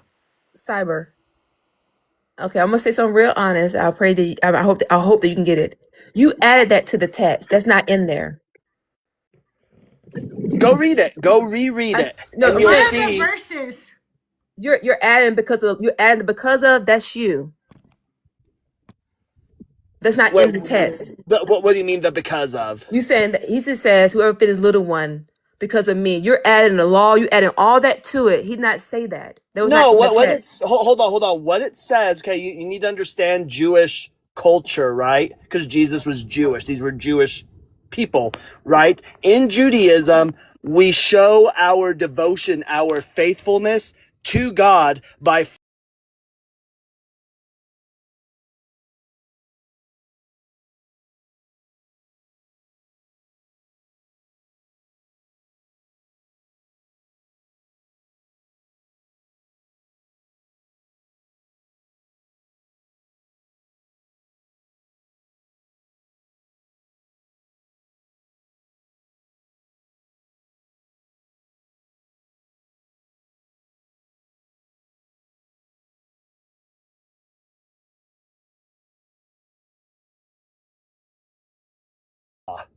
See, even in that text, you saying that was not what came before it. I'm not saying that's not according to Jewish thing, but even in the discussions, we're talking about how even those at time period, at Jesus' time period, didn't think he was obeying the law at all.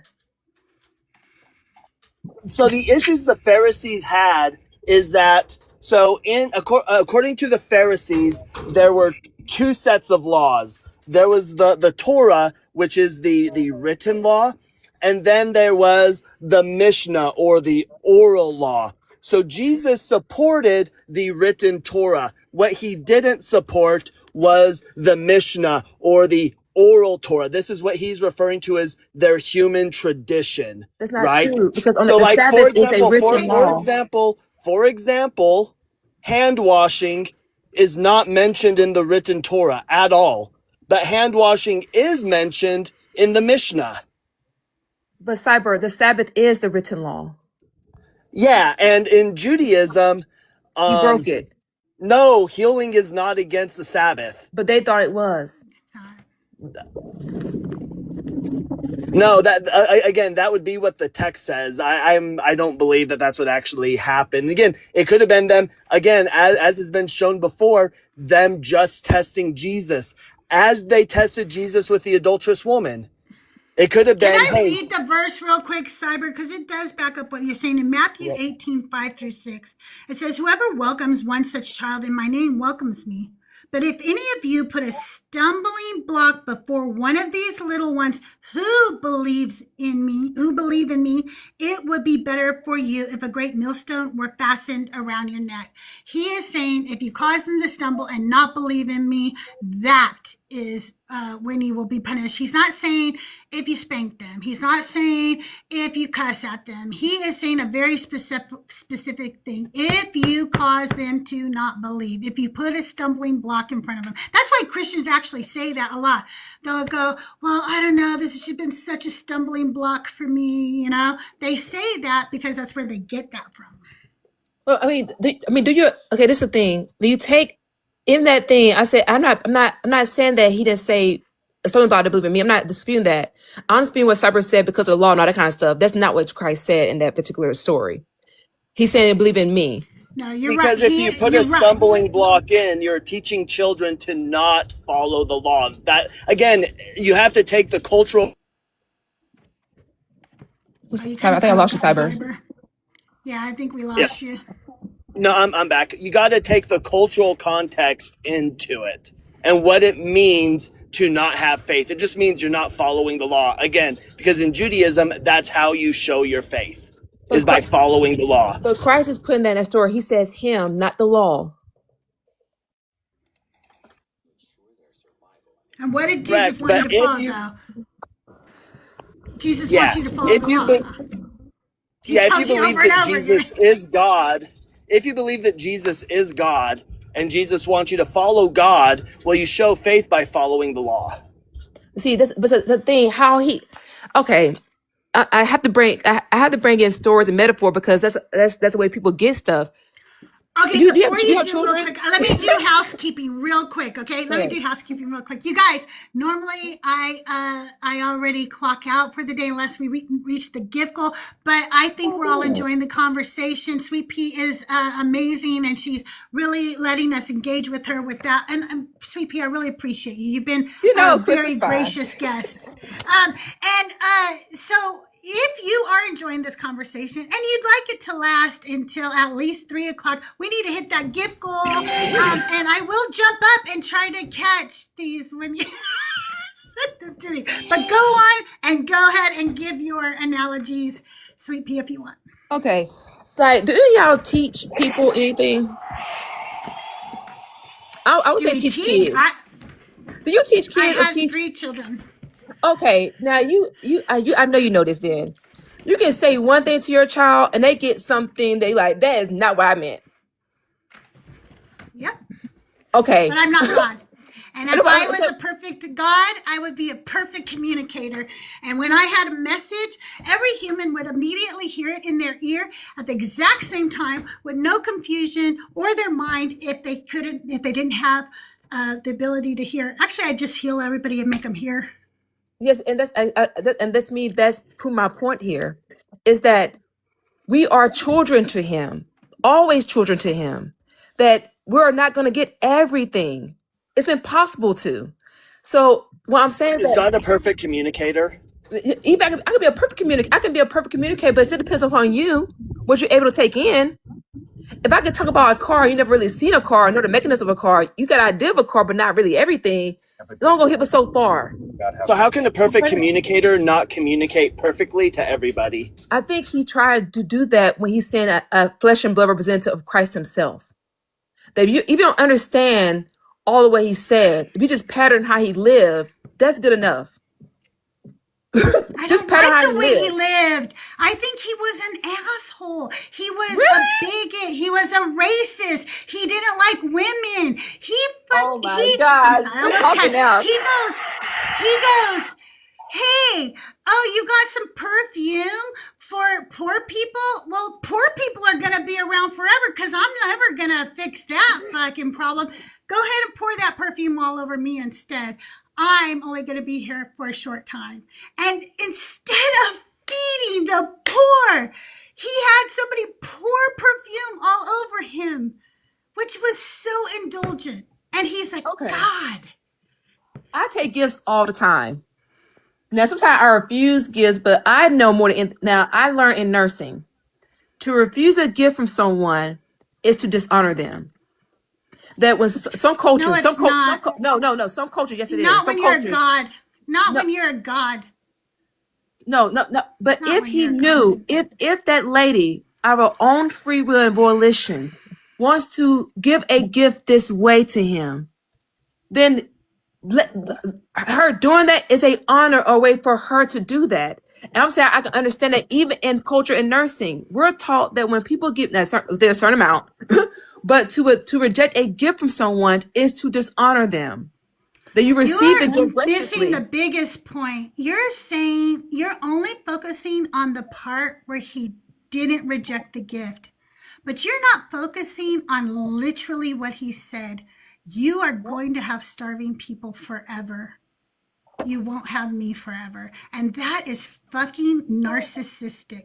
It is so narcissistic for a God who could solve the starvation problem to say, I know you're going to have starving people forever because I'm actually never going to fix that problem.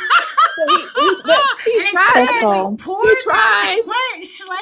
What, I Schley? just want to clarify something. I'm a nurse now as well, and we are not taught to accept gifts to avoid dishonoring patients or families. We actually have to avoid conflict of interest, equity of care, patient safety and trust, professional boundaries. So accepting gifts can blur boundaries, and that's not something that's encouraged at No, all. I'm not. I ain't talking about large gifts. I put a caveat that not large gifts. But if a patient offers you a bottle of water, certain cultures they offer you something. That's a way of saying think. I think in Asian culture when they offer you something, whether it's chocolate, whether it's water, something, you graciously accept the gift, accept This the offer. is not the situation here because clearly his own disciples tell him he shouldn't take the gift. So it's not a cultural thing. We can add that in, but then you're doing exactly what you accused Cyber of doing. No. On this particular story, this right here. That's not in the story. So No, don't no, add it in. That's no. not what happened. I'm not into the story. But you can see how, like, when the biggest thing that in Christ's example, when he tell people they won't see the kingdom of God, they won't enter the kingdom of God. The main thing he focused on are 3 social issues, and one of that is hungry people, the poor. He's like, you will not see me because you're not. When I was hungry, you didn't feed me. He's identifying who God She's is. bringing up a contradiction. You're not addressing what he did here. He literally says, don't feed the poor. They're going to be around forever because I have no intention of ever fucking solving that problem. You will always have poor people, but for me, I'm only going to be here a little time. So pour that, crack that bottle up and pour it all over my head. That's narcissistic. That is Crystal, evil. I don't see contradictions. I do. You're telling me in one verse he says feed the poor, and the other verse he says don't feed the poor. That's a direct contradiction. No, he did not say don't feed the poor. He said you had to poor. You're gonna have the poor. Yes. He says that You'll part. always have the poor. Yes, Right, you're gonna always. right. Don't sell the perfume and feed the poor. They tell him, let's sell that perfume and go feed the poor. And he says, no, don't do it. Who was they? He is saying, don't feed the poor. The disciples, they were telling him. No. What disciple said that? The thief. God, do you want the whole story? Judas, the thief said that. Judas wasn't a thief. That's a lie anyway. Judas doesn't have anything bad happen to him until the devil enters his body and takes control. That is just a lie. There is no proof in the scripts in the scripture that he actually stole something. And he says, let's feed the poor. And it don't matter who said it. Jesus doesn't say, no, I'm not going to do that because you're a thief. Okay. Jesus says, no, I'm not going to do that because you'll always have poor people. Prime example, Crystal. Do you know what pocket hating is? Pocket hating? No. You don't see pocket hating before? No. Okay, never seen the word. I Okay. don't know what that is. Okay. It's when someone's watching your money or watching what folks do for you. Yeah. I do know it. Okay. Okay. It's like that, like, why are you concerned what somebody do for me? Like your motives is not right. Like someone's watching what somebody blesses me with, instead they could just some of their money. You're hating. Your comparing that motives are to a not. human again. No, Yeah, no. I'm hating on because you're God, and you could No. fucking solve I'm trying to other finish. problem. I'm trying to give you the point of what's happening I'm right. not Wait. pocket watching, Jesus. I'm literally No. saying you're God. Feed these people. No, I'm not calling you pocket watching. I'm saying Judah's a pocket watcher, and this is why I say this No, he because wasn't. I'm gonna tell you. No, he why. wasn't. I'm gonna tell you why. In another story. By the way, you guys, this is actually this is one of the apologetics that was used in church when I was growing up for this very sermon. They were like, Judas was just watching, and then he really wanted it for himself because he was a thief. But nowhere in the scripture does it say any of that. It says Jesus says, "Don't sell it, don't feed the poor. Okay. Instead, take care of me." I'm gonna tell you why. I'm gonna tell you why. Why I was pocket hating for Judas.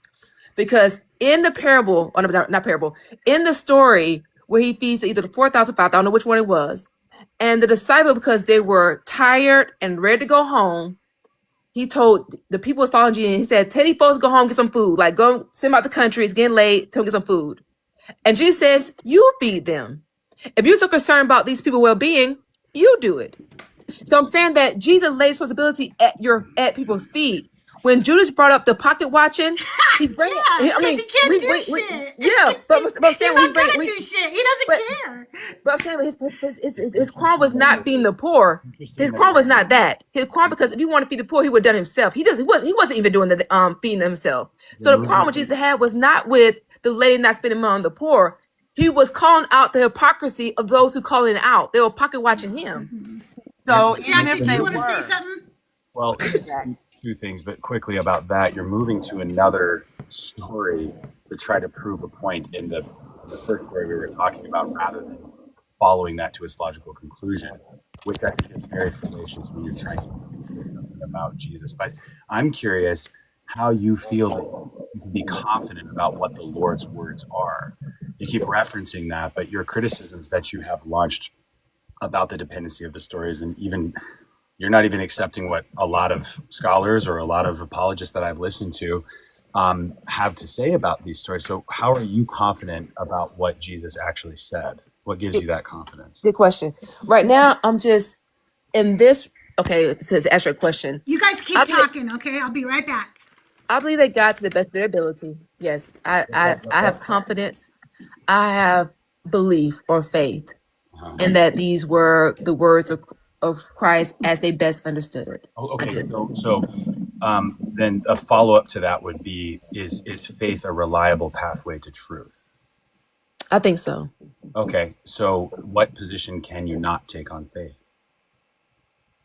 Can you explain it to me a different kind of way? Sure. Is there any position that you could take about anything? Is there any position that you could not take on faith? In other words, couldn't you just assert that anything is true based on faith?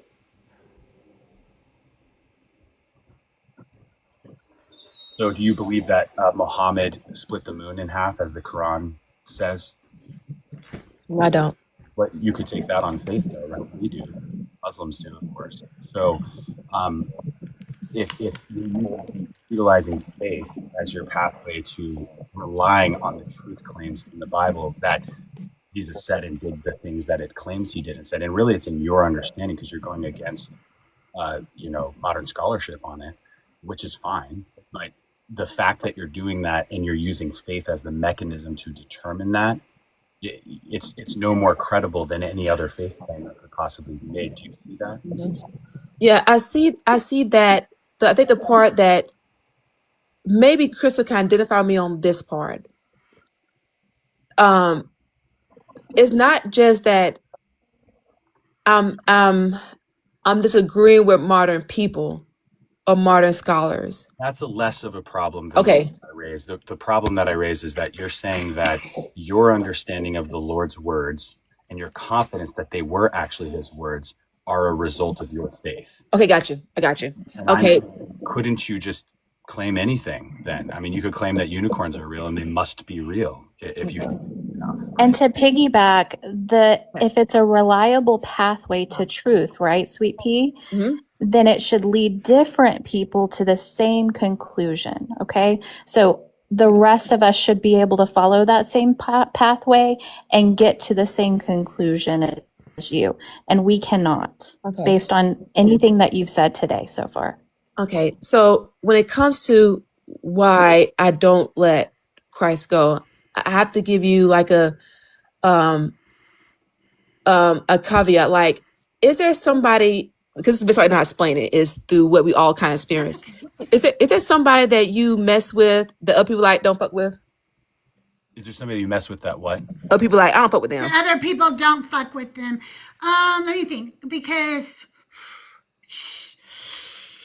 like it depends. Like if you come and tell me you don't fuck with somebody because they're a racist, sweepy, I'm not fucking with them anymore. They're done. Not that. Out of my life, right? So what I'm saying is, I don't like. There are people. Usually, I don't fuck with people, and I don't know. I don't know how to answer that because I do all the time. I'm sure there are. I'm sure there are people that I talk to that like Schley doesn't like. I'm sure that happens. Schley's one of my best friends, so maybe that does occur. But I don't go like, I don't know. Like if she came to me though and told me, here's why I don't fuck with that person, I probably will change my mind. I'm just curious, what's the heart of the question that you're asking? Okay, this what I'm asking about, how I'm able to say that these are Christ's words versus, how I'm adding it to that to say that I believe this about his words. Is because I do have a personal relationship with God or with Christ. And so when I see like, God, you can't be like this. You're not like this. So I come to the text and I see it as if someone are trying to understand it from his point of view, like my friends who people don't F with. I'm like, you really don't know this person. Like, I really do know this person. And they can, I have one friend that people don't like, okay? And I'm thinking, that's not what she meant at all. And they look at her actions and what she says. I'm like, that's not what she meant. And that's not what she did. So how do you know you have a personal relationship with Jesus? Okay, that's a good question. That is on faith.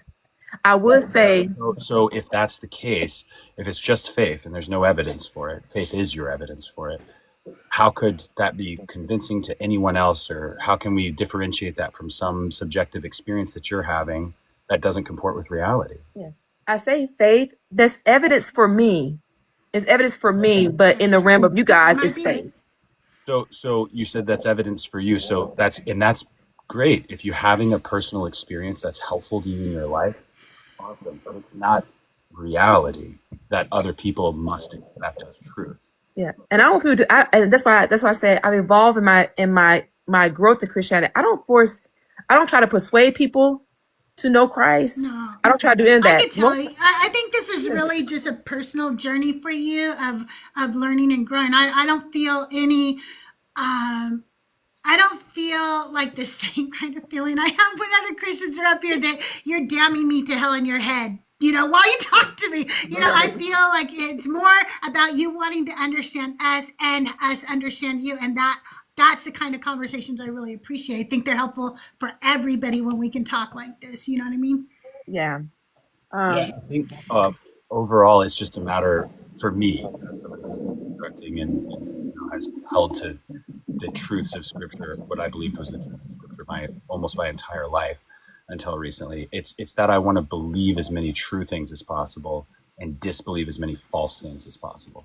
And so as I approach the text and try to determine what actually is historical, what actually is reliable, and it begins to just fall apart before my eyes, trying to verify the words of Christ, for instance, which is what I was questioning you about, then it becomes a subjective experience for a person who's making these claims as if they're true. And so again, if it's helpful to you in your life, that's great. Where this stuff gets dangerous is when it's insisting that it's true and you've got to go convince everybody else that it's true. Well, before we go any further, Liz has to leave and she really hasn't said anything. She wants to say two really quick things, and then Mama Bash, I think, was waiting to say something too. So Liz, go right ahead. Hey, sorry guys. Yeah, I have to get ready for the Christmas party for Jason's work, but I'll still be listening and everything. But hi, Jason.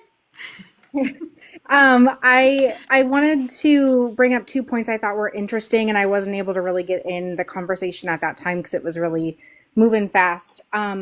I noticed that there were times where Sweet Pea, you would say that you aren't a Christian, but you are a Christian.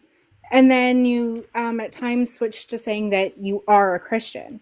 And what I found to be the difference between those two times was you said you are, but you aren't, usually when you didn't really like the words and there was like a, oh, but that's a parable, or what we would consider an excuse for things that maybe didn't sit right with you in the book. But then when you were defending the exact words or the exact actions, it seemed those were the times where you would say, I'm a Christian. No, I'm And I always a just found that Christian. interesting. No. What I said was I'm a Christian. Folks don't think I am, but I'm always a Christian. That's what I was saying. Like people don't consider me Christian. Even the guy who say he don't like Christians. I'm like, you like me? I'm a Christian. He's like, you're not a Christian. I'm like, I really am a Christian. But he don't think I am because To me, I believe everybody is a Christian who says they're a Christian. If they follow Christ, they're a Christian. If they say they're a Christian, they're a Christian. I don't believe in the no true Scotsman fallacy. I think you are what you believe and what you say you are. So I got to drop down. Love you, Crystal. Love you, Zach, fam. thanks for being here. Bye, Zach. Bye, Zach. Keep seeking truth. Thank you so much for the open conversation. Love everybody. Love you guys. Thank you so much. Have a great day. You guys make sure you're following Zach Liz Hoffman, okay? I can't talk like he does, but you should follow him. You kick me down, Crystal. Go ahead and kick me down. All right, thank you for being here, you guys. My last point I wanted to make was a comment that came up earlier in the live when we were talking about justice versus mercy. Different M word. And Elizabeth in the comments said something that I thought was really, really important and really shows the exact difference between the two. She says that mercy is for the criminal, but justice is for the victim. And we should put the victim ahead of that criminal. And so we should worry more about getting justice versus being merciful to somebody who did something wrong and then not giving that correct justice. That's the difference, and that's why they are completely opposed to one another. And that's good. Go ahead. Catch a question. Yeah. See, in that time frame, it's easy to see one victim, one criminal. But at some point, that criminal was a victim too. That we're all victims to a certain extent. And then we should give them mercy, or we should give them justice for what they were criminalized, whatever was done against them. Yeah. But we should and not give them that's mercy not for fair something else. either.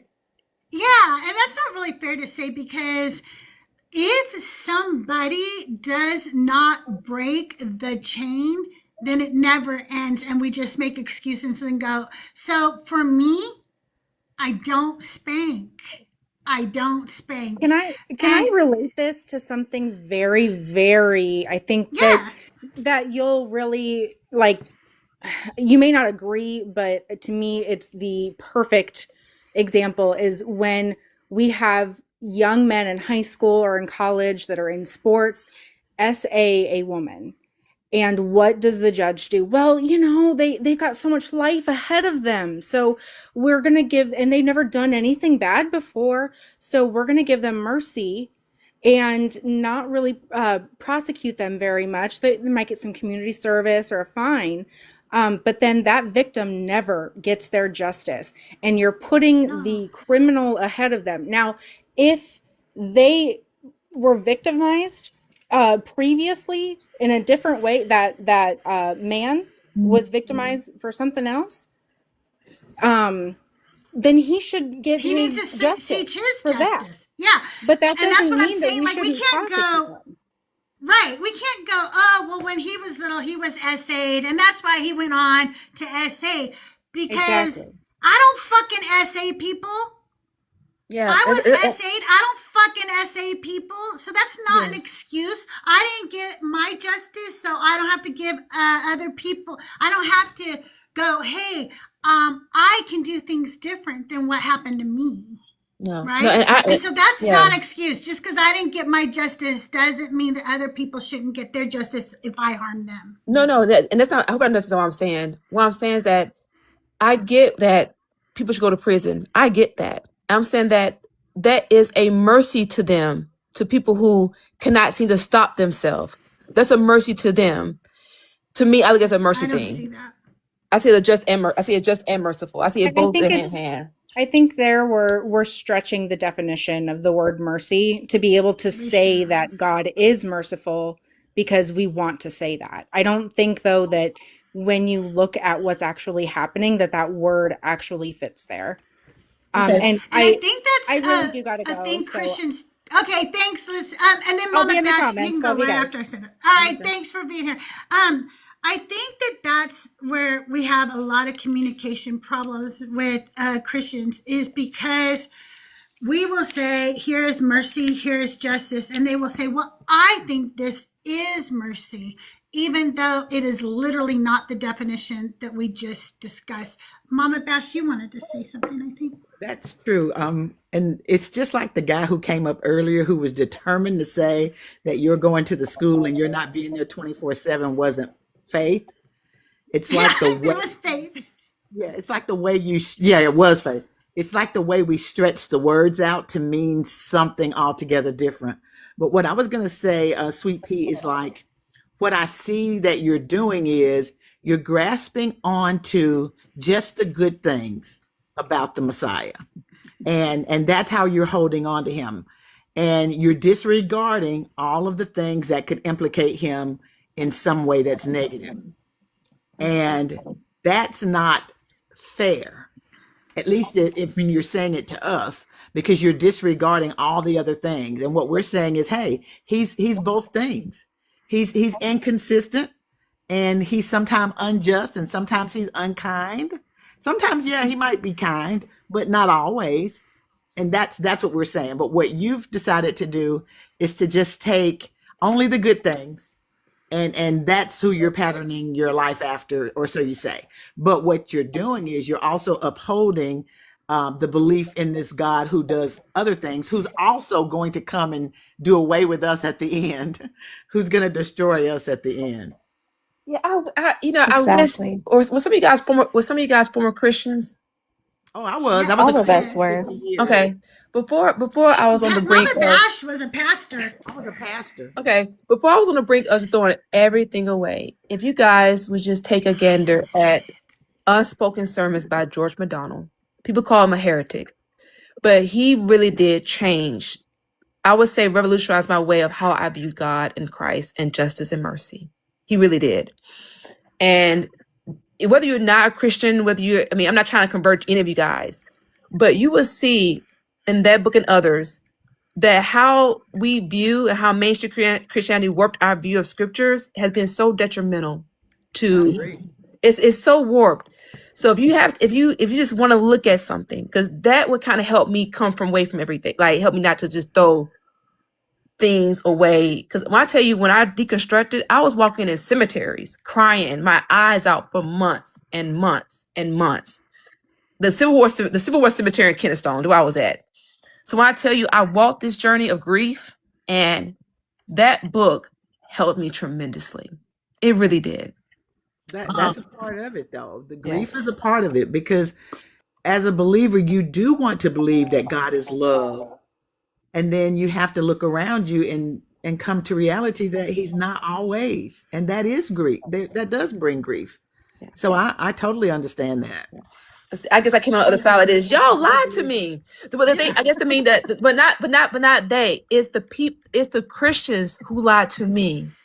And the reason I say the Christians and the doctrine and the dogma and history lied to me is because God of love. And I say God of love because even when I talk to Buddhists, atheists, people who don't believe at all, we're all striving for this thing. It's about, I don't want to say profession. We're striving to be better people, not to harm people. It's about, we all are.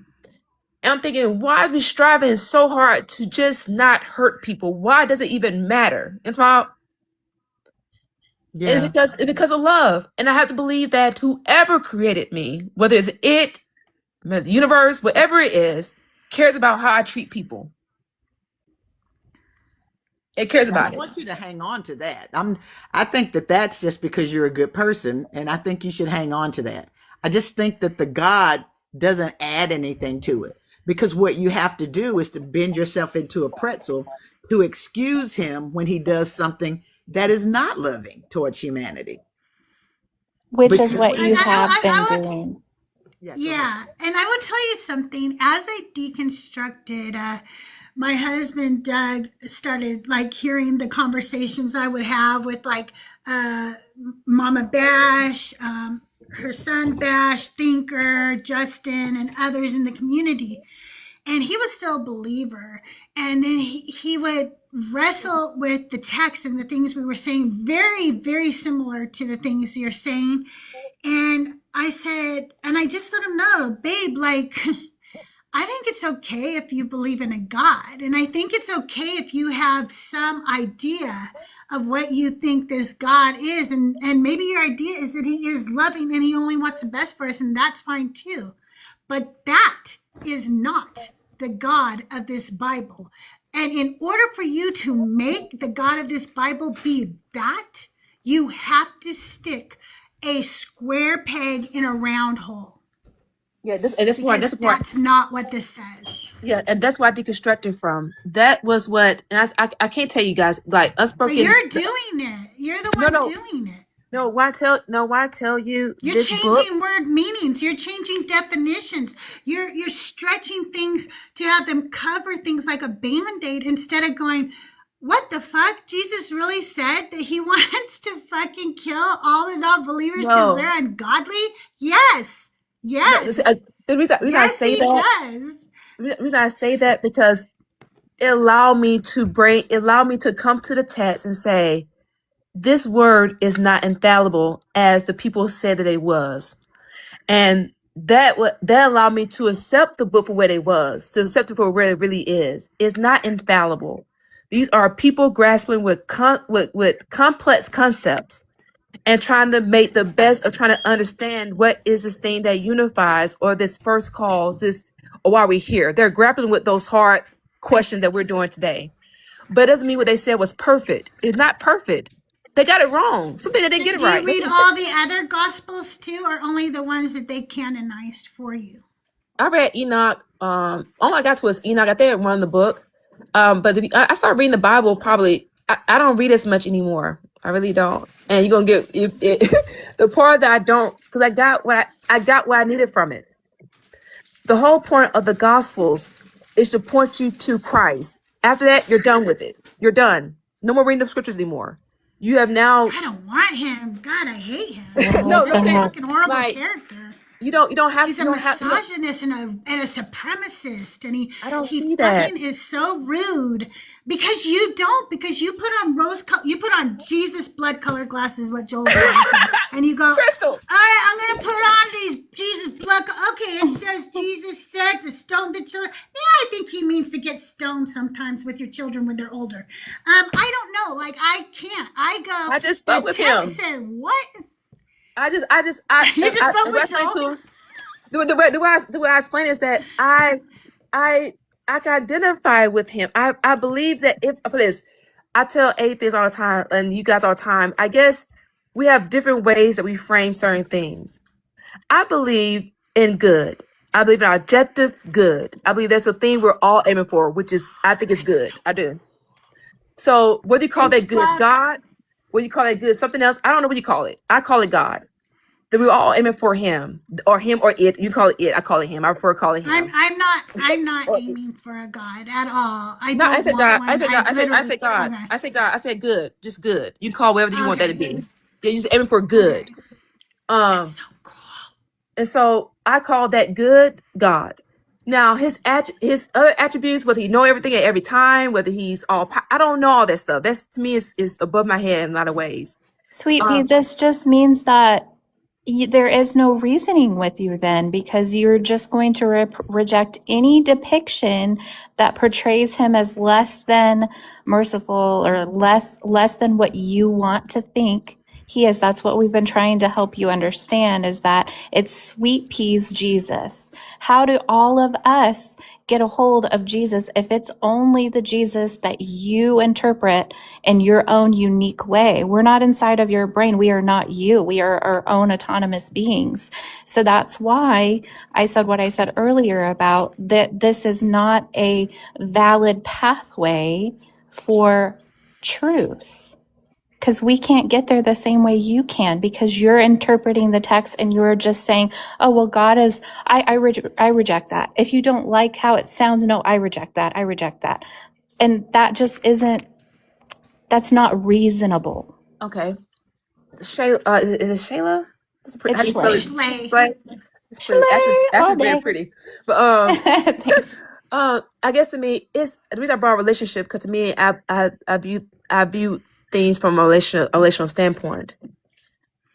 Had there been someone you really didn't mess with, and then you got to know them, and you're like, oh, okay. I've had that experience a lot in my life where I'm really open now to people, to learning people now. So I'm like, at first I'm like, I'm not really care for that person. And then once I convince my mind to really learn them, I'm like, oh, they're not so bad. Okay, this is invalidating, because are you suggesting that I didn't take 32 years of my life to know my version of Jesus? Because I sure as heck did. No. Okay. So what I'm saying is, even if I were to tell you all the ins and outs of my relationship with Jesus, it's still anecdotal. It's not evidence that there is a God or why faith in such God is good. Gotcha. Did you, okay, can I ask you a question, Sly? What do you believe about Christ when you were a believer? What did you believe about him? What made you drawn to him?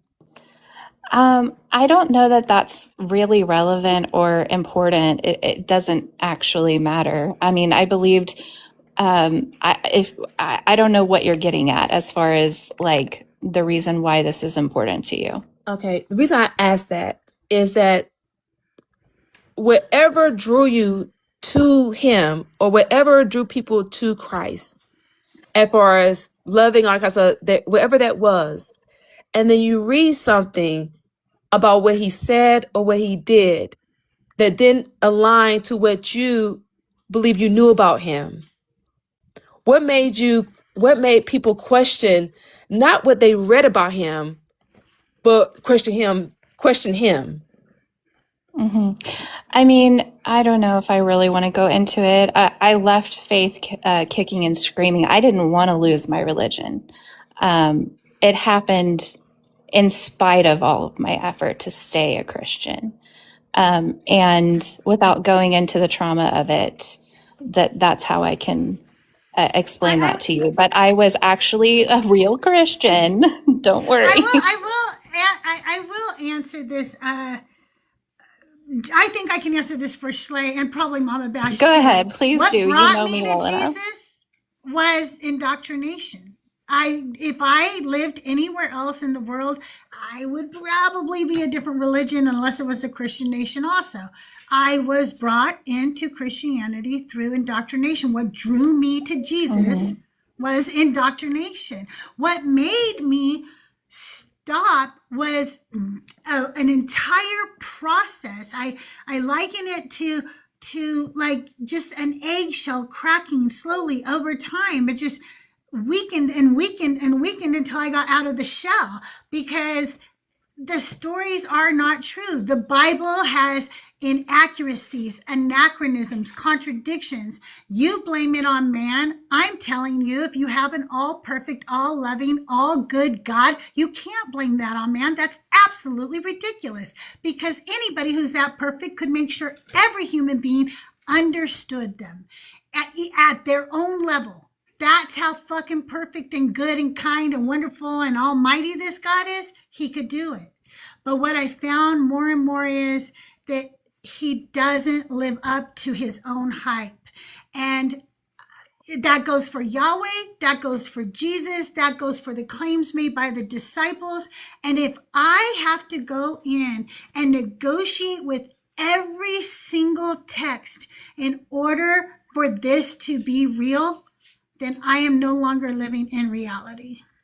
Okay. It's exhausting and it breaks your psyche and it hurts your mind to do that work. And the thing is, we do this almost every day. Crystal does it every day because it is still so much a part of us because we were indoctrinated. We didn't get a choice and we don't get a choice. And so now we're taking our voices back and we're fighting back. You've been trying to relate to us on a level of saying, I've been where you are before. And if you just read it this way and you interpret it that way and you read this book and you do all these things and you stand on your head and you do 14 cartwheels, then you can arrive in the same place we are. What I'm telling you, Sweet Pea, is that when you let go of the fear, you're going to be okay.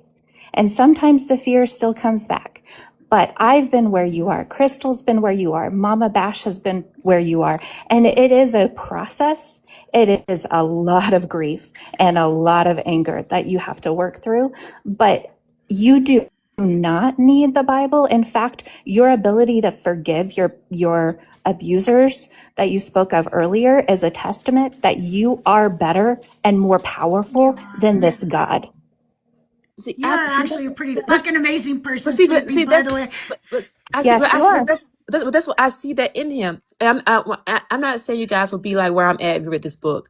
When I go on these panels, mostly I talk to people, is to say there's a different way of looking at something. Like I've changed how I view things 20 years ago when I was a newbie Christian. Even when I was a devout Christian, tell people they're going to hell. I'm a different Christian than I was back then.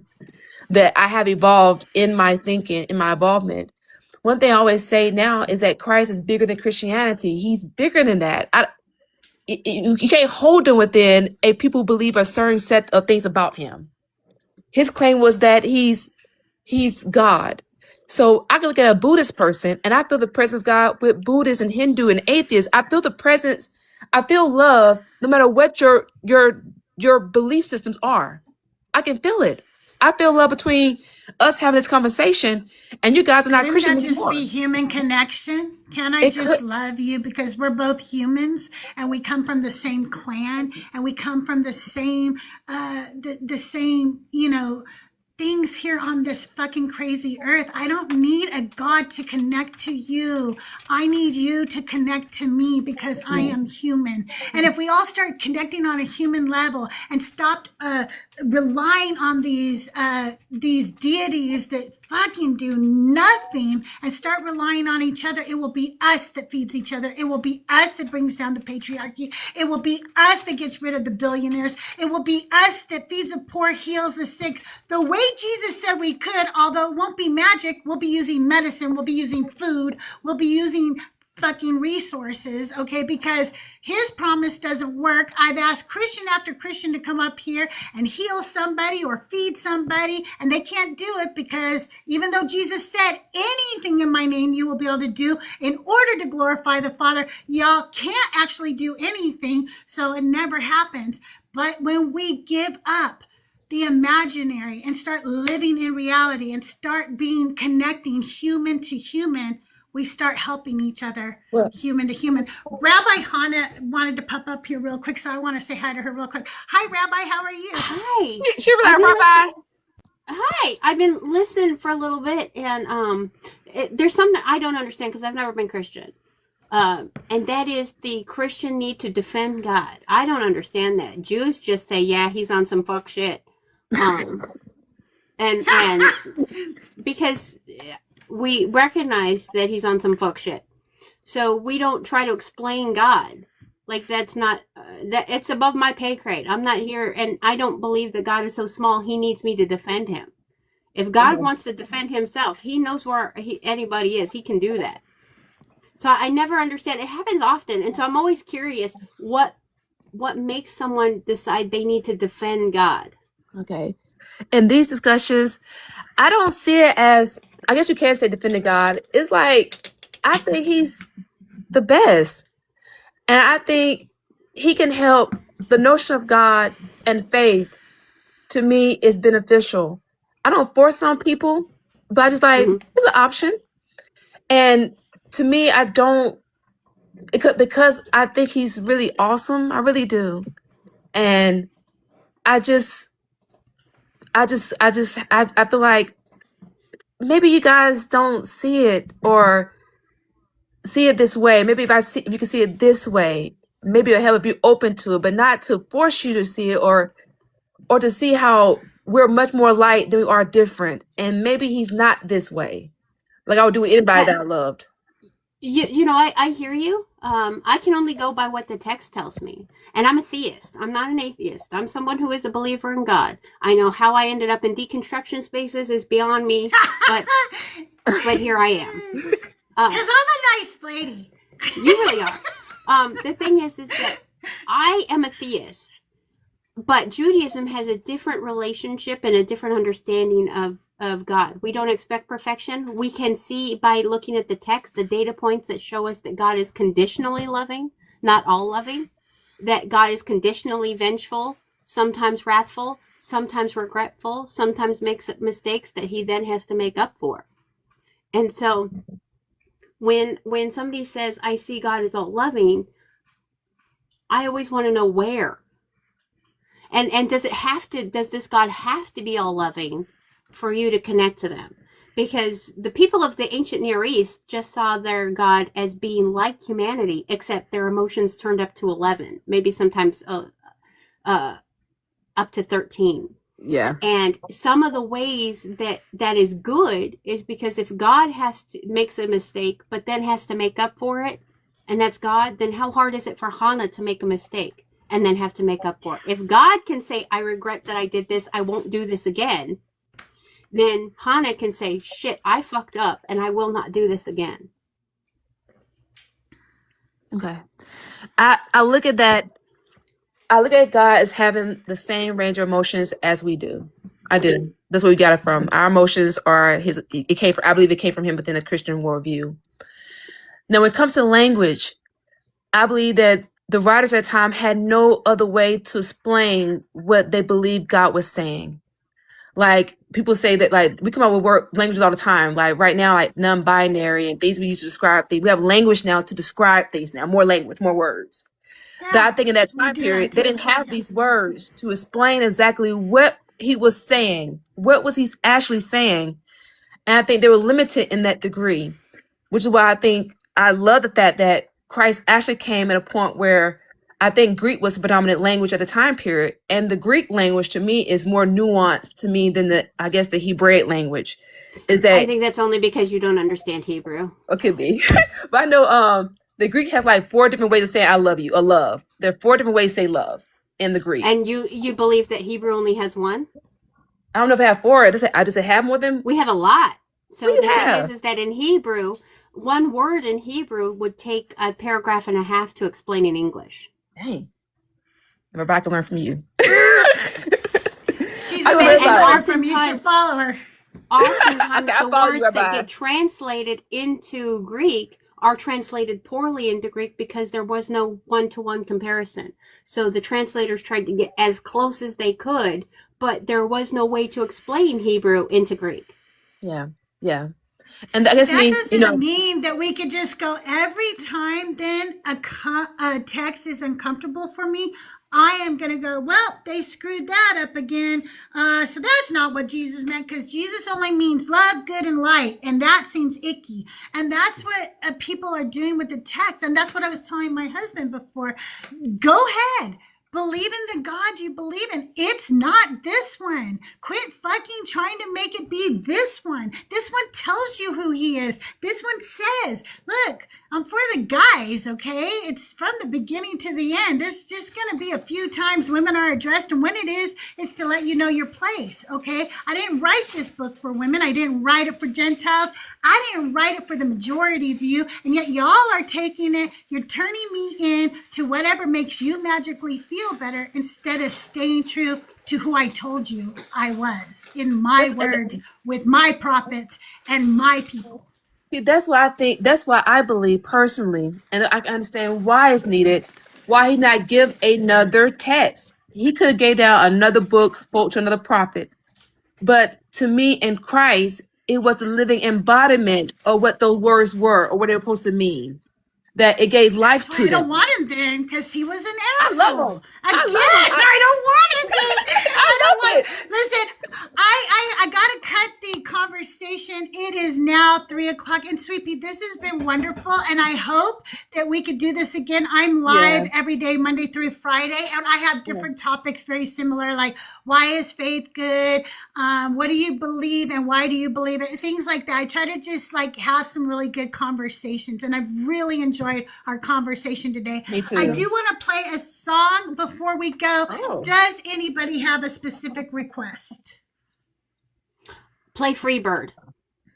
No, it has to be one of my songs, Rabbi. You know what I do is every time this happens, generally I yell "play some Hootie" because it was in a movie like years ago, and so I will yell "play some Hootie." But like, yeah, I don't know any one of them. Okay, Let's do ex parte, like Tahir says. All right. I just want to say, Sweet Pea, this really was lovely, and I appreciate the conversation as well. I hope you come back. Oh yeah, me too, Shy. I love you. I mean, I really enjoyed the conversation. Love you guys. I have to. And also make sure you follow all my friends. They also, follow all of them. Shay goes live with me most of the time because she's a busy nurse and mom and shit.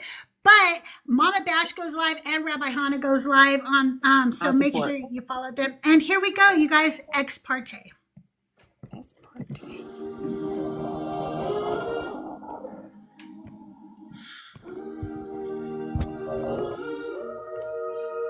I hope I'm not late to the party. I've got something to say. And I want every gentleman here to have a front row seat for this ex-party. Ex-party for the ladies. One side talks, one side stays mute. You carved your covenant in marble, but forgot the feet that swept the pews. We bore the sons that filled these seas. And you signed a pact without the wound that believes. I call this court to order, heaven and earth bear witness today. Let the record show from the garden's first spring, the blame had a woman's name. Two men sat in the shade of a tree, Adam and Yahweh right in history. They needed a scapegoat, they signed the brief. From that moment on, sin's name was Eve. Leave two men alone, it's always the same. If they can't find a woman, they'll make one to blame.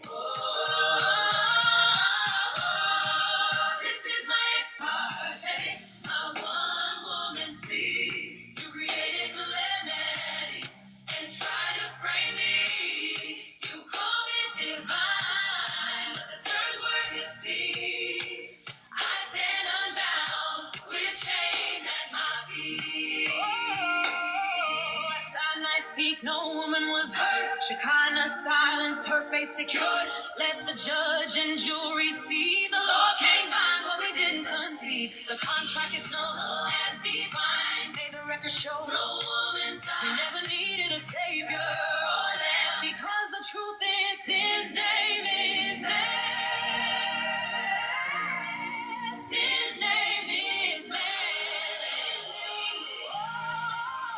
Oh, in the land of Egypt we lit the flame. Our mother's prayers, our songs unashamed. We worship the heavens, the stars, the seas. We knew the truth before their decrees. At Sinai the man left us behind, abandoning women, blind leading the blind. We bore the children, we kept the fire. They stood on our backs as they climbed higher. Once our rituals were pure, hands in the earth, spirit sure. With Asherah raised, they gave us no choice. But no God, no man can silence her voice. May it please the court to hear my battle cry. We denounce the God, we denounce the lies. The pens were theirs, the scrolls they made. It is man's guilt and man that needs saved. Rise up now, we hold up now. It's time they bow. Fight out was never ours to share. Without the glory, there's no guilt to bear. Every woman today stands free. If sin is known, man holds the deed. The contract is null as divine. May the record show no woman's sign. We never needed a savior, because the truth is sin's name is man. Yes, sin's name is man. Yes, the truth is sin's name is man. This is the title song for my upcoming album. ex parte that will be available on Spotify in the new year. And I write the lyrics. All of the music and vocals are by an app called Suno. And if you're a musician and you want to play with my songs, make sure you're in my Discord. The Discord link is in my bio. The songs are available on YouTube right now. If you follow me on YouTube, I am CrystalJae. And on my TikTok, most of them are pinned. There's 3 of them pinned. But I want to thank all my amazing guests today. Rabbi Hannah, as always, thank you so much for being here. My pleasure. I love you. And don't forget, you still need to message me about your freezer. If I remember, I'll message you. You know what? Okay? It's the odd HD. You know what it is? It's the odd HD. I know. The minute I'm like right here talking about it, and then later I'll be like, what freezer? I have a freezer? Right. And Sweet Pea, again, thank you so much for being here. I hope you join us again. We are live Monday through Friday. I'm going to try next week to go live at 10 and eventually get to 9. Okay? I'm trying. Okay, you guys? Mama Bash. I cannot wait for your station head. You guys, Mama Bash is starting a station head. It's like a radio talk show. It's an app called Station Head. She's going to feature music from the Deconstruction community, like mine, like Thinkers, like Sandra's. So you guys follow Mama Bash. Mama Bash, thank you for being here. Thank you. Thank you for being here. Thank you for letting me be here. I love you, and thank you so much. And Slay the day, baby. I love you. You know that. I love you too. I am so grateful that I got to be here with you on this day in particular. Thank you. We made it. We did it. And it was a beautiful rough thing. Mornings, but we supported each other, and we made and we turned it around. I think that Sweet Pea helped us turn it around into a really beautiful day. So thank you all for being here. I will see you around and YouTube. I love you, YouTube. I love all my YouTube mods. I love all my YouTube people. Thank you so much for supporting me on YouTube. I am CrystalJae, Jae, on YouTube. Check me out over there. Thank you, and I will see you around and who do we raid? Is Trust But Verify still alive? Wait, we need to raid Well, somebody. Jezzo's going to be on later, I think. So be sure to check that out. Yeah, Joel, make sure you check out Joel Jezzo. But I don't know. Let's see. I think that Justin went live. So let's go rate Justin and tell him. Yeah, so let's go see Justin. We'll see you all around.